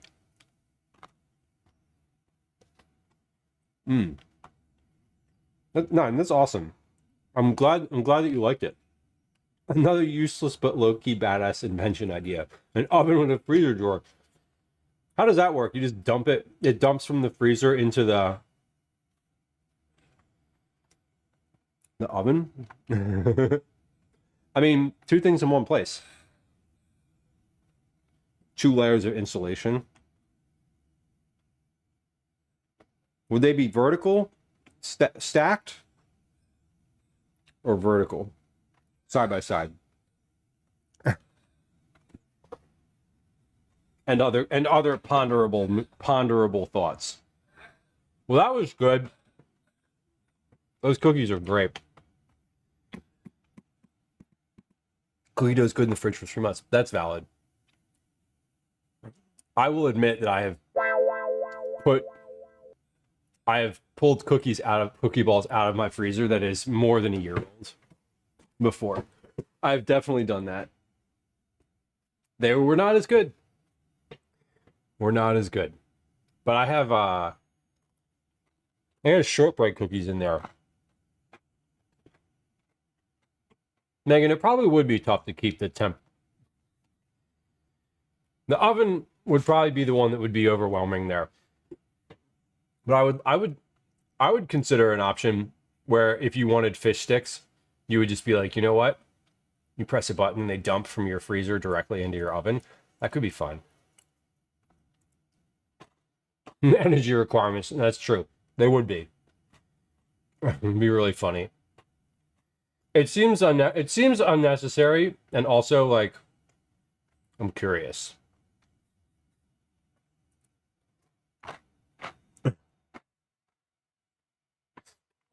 Okay.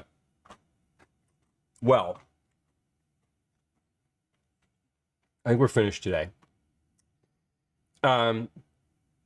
We're going to stream again. I think I'm going to stream again on Saturday. That's my schedule says Saturday.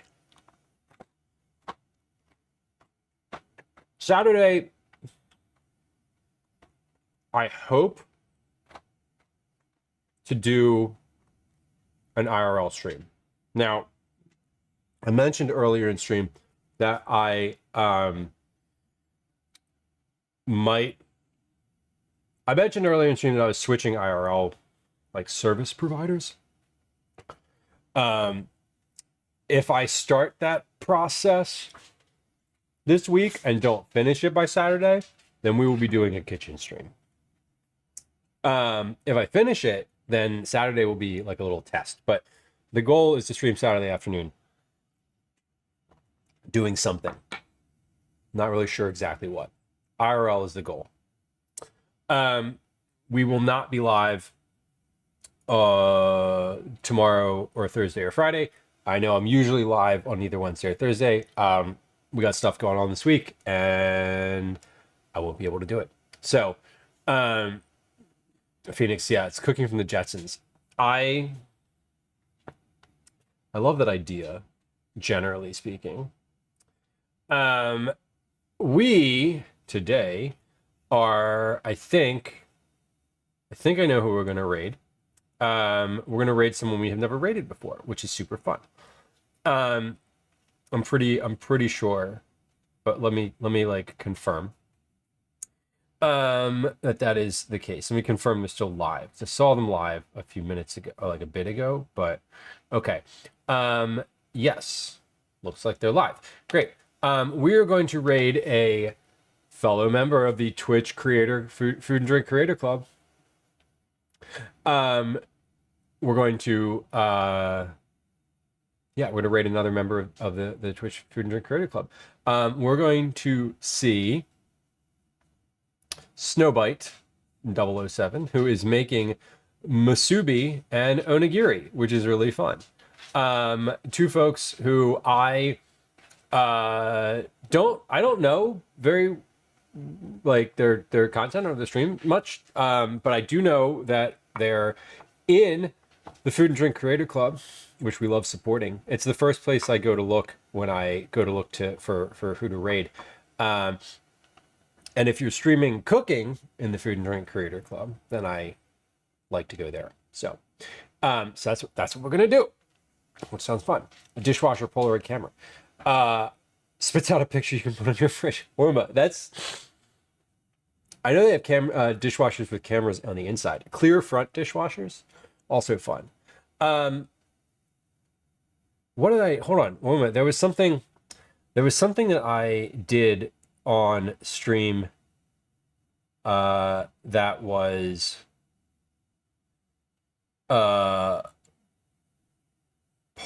something that you suggested. Oh shit, my lurk tracking is working. That's amazing. Y'all are not as excited about that as I am, but it's because you don't see the posts. Let's see. Updates we made for stream today. You can search clips now, command search clips. And then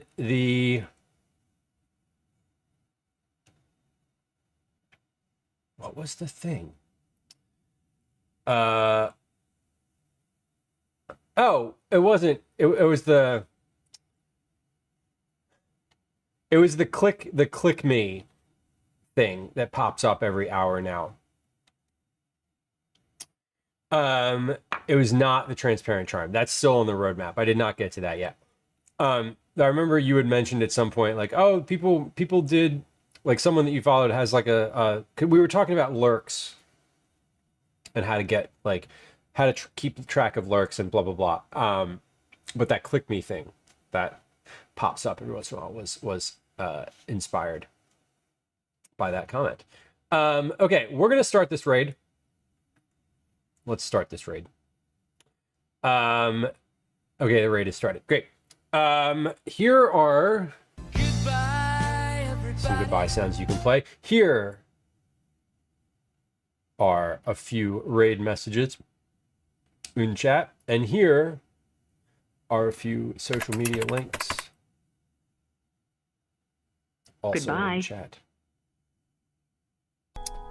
Hey, look, the bot did 1,000 chat messages. Amazing. Fun.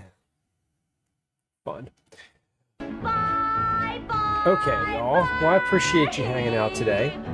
We'll be back. Good night, sweet prince. We'll be back at some point soon.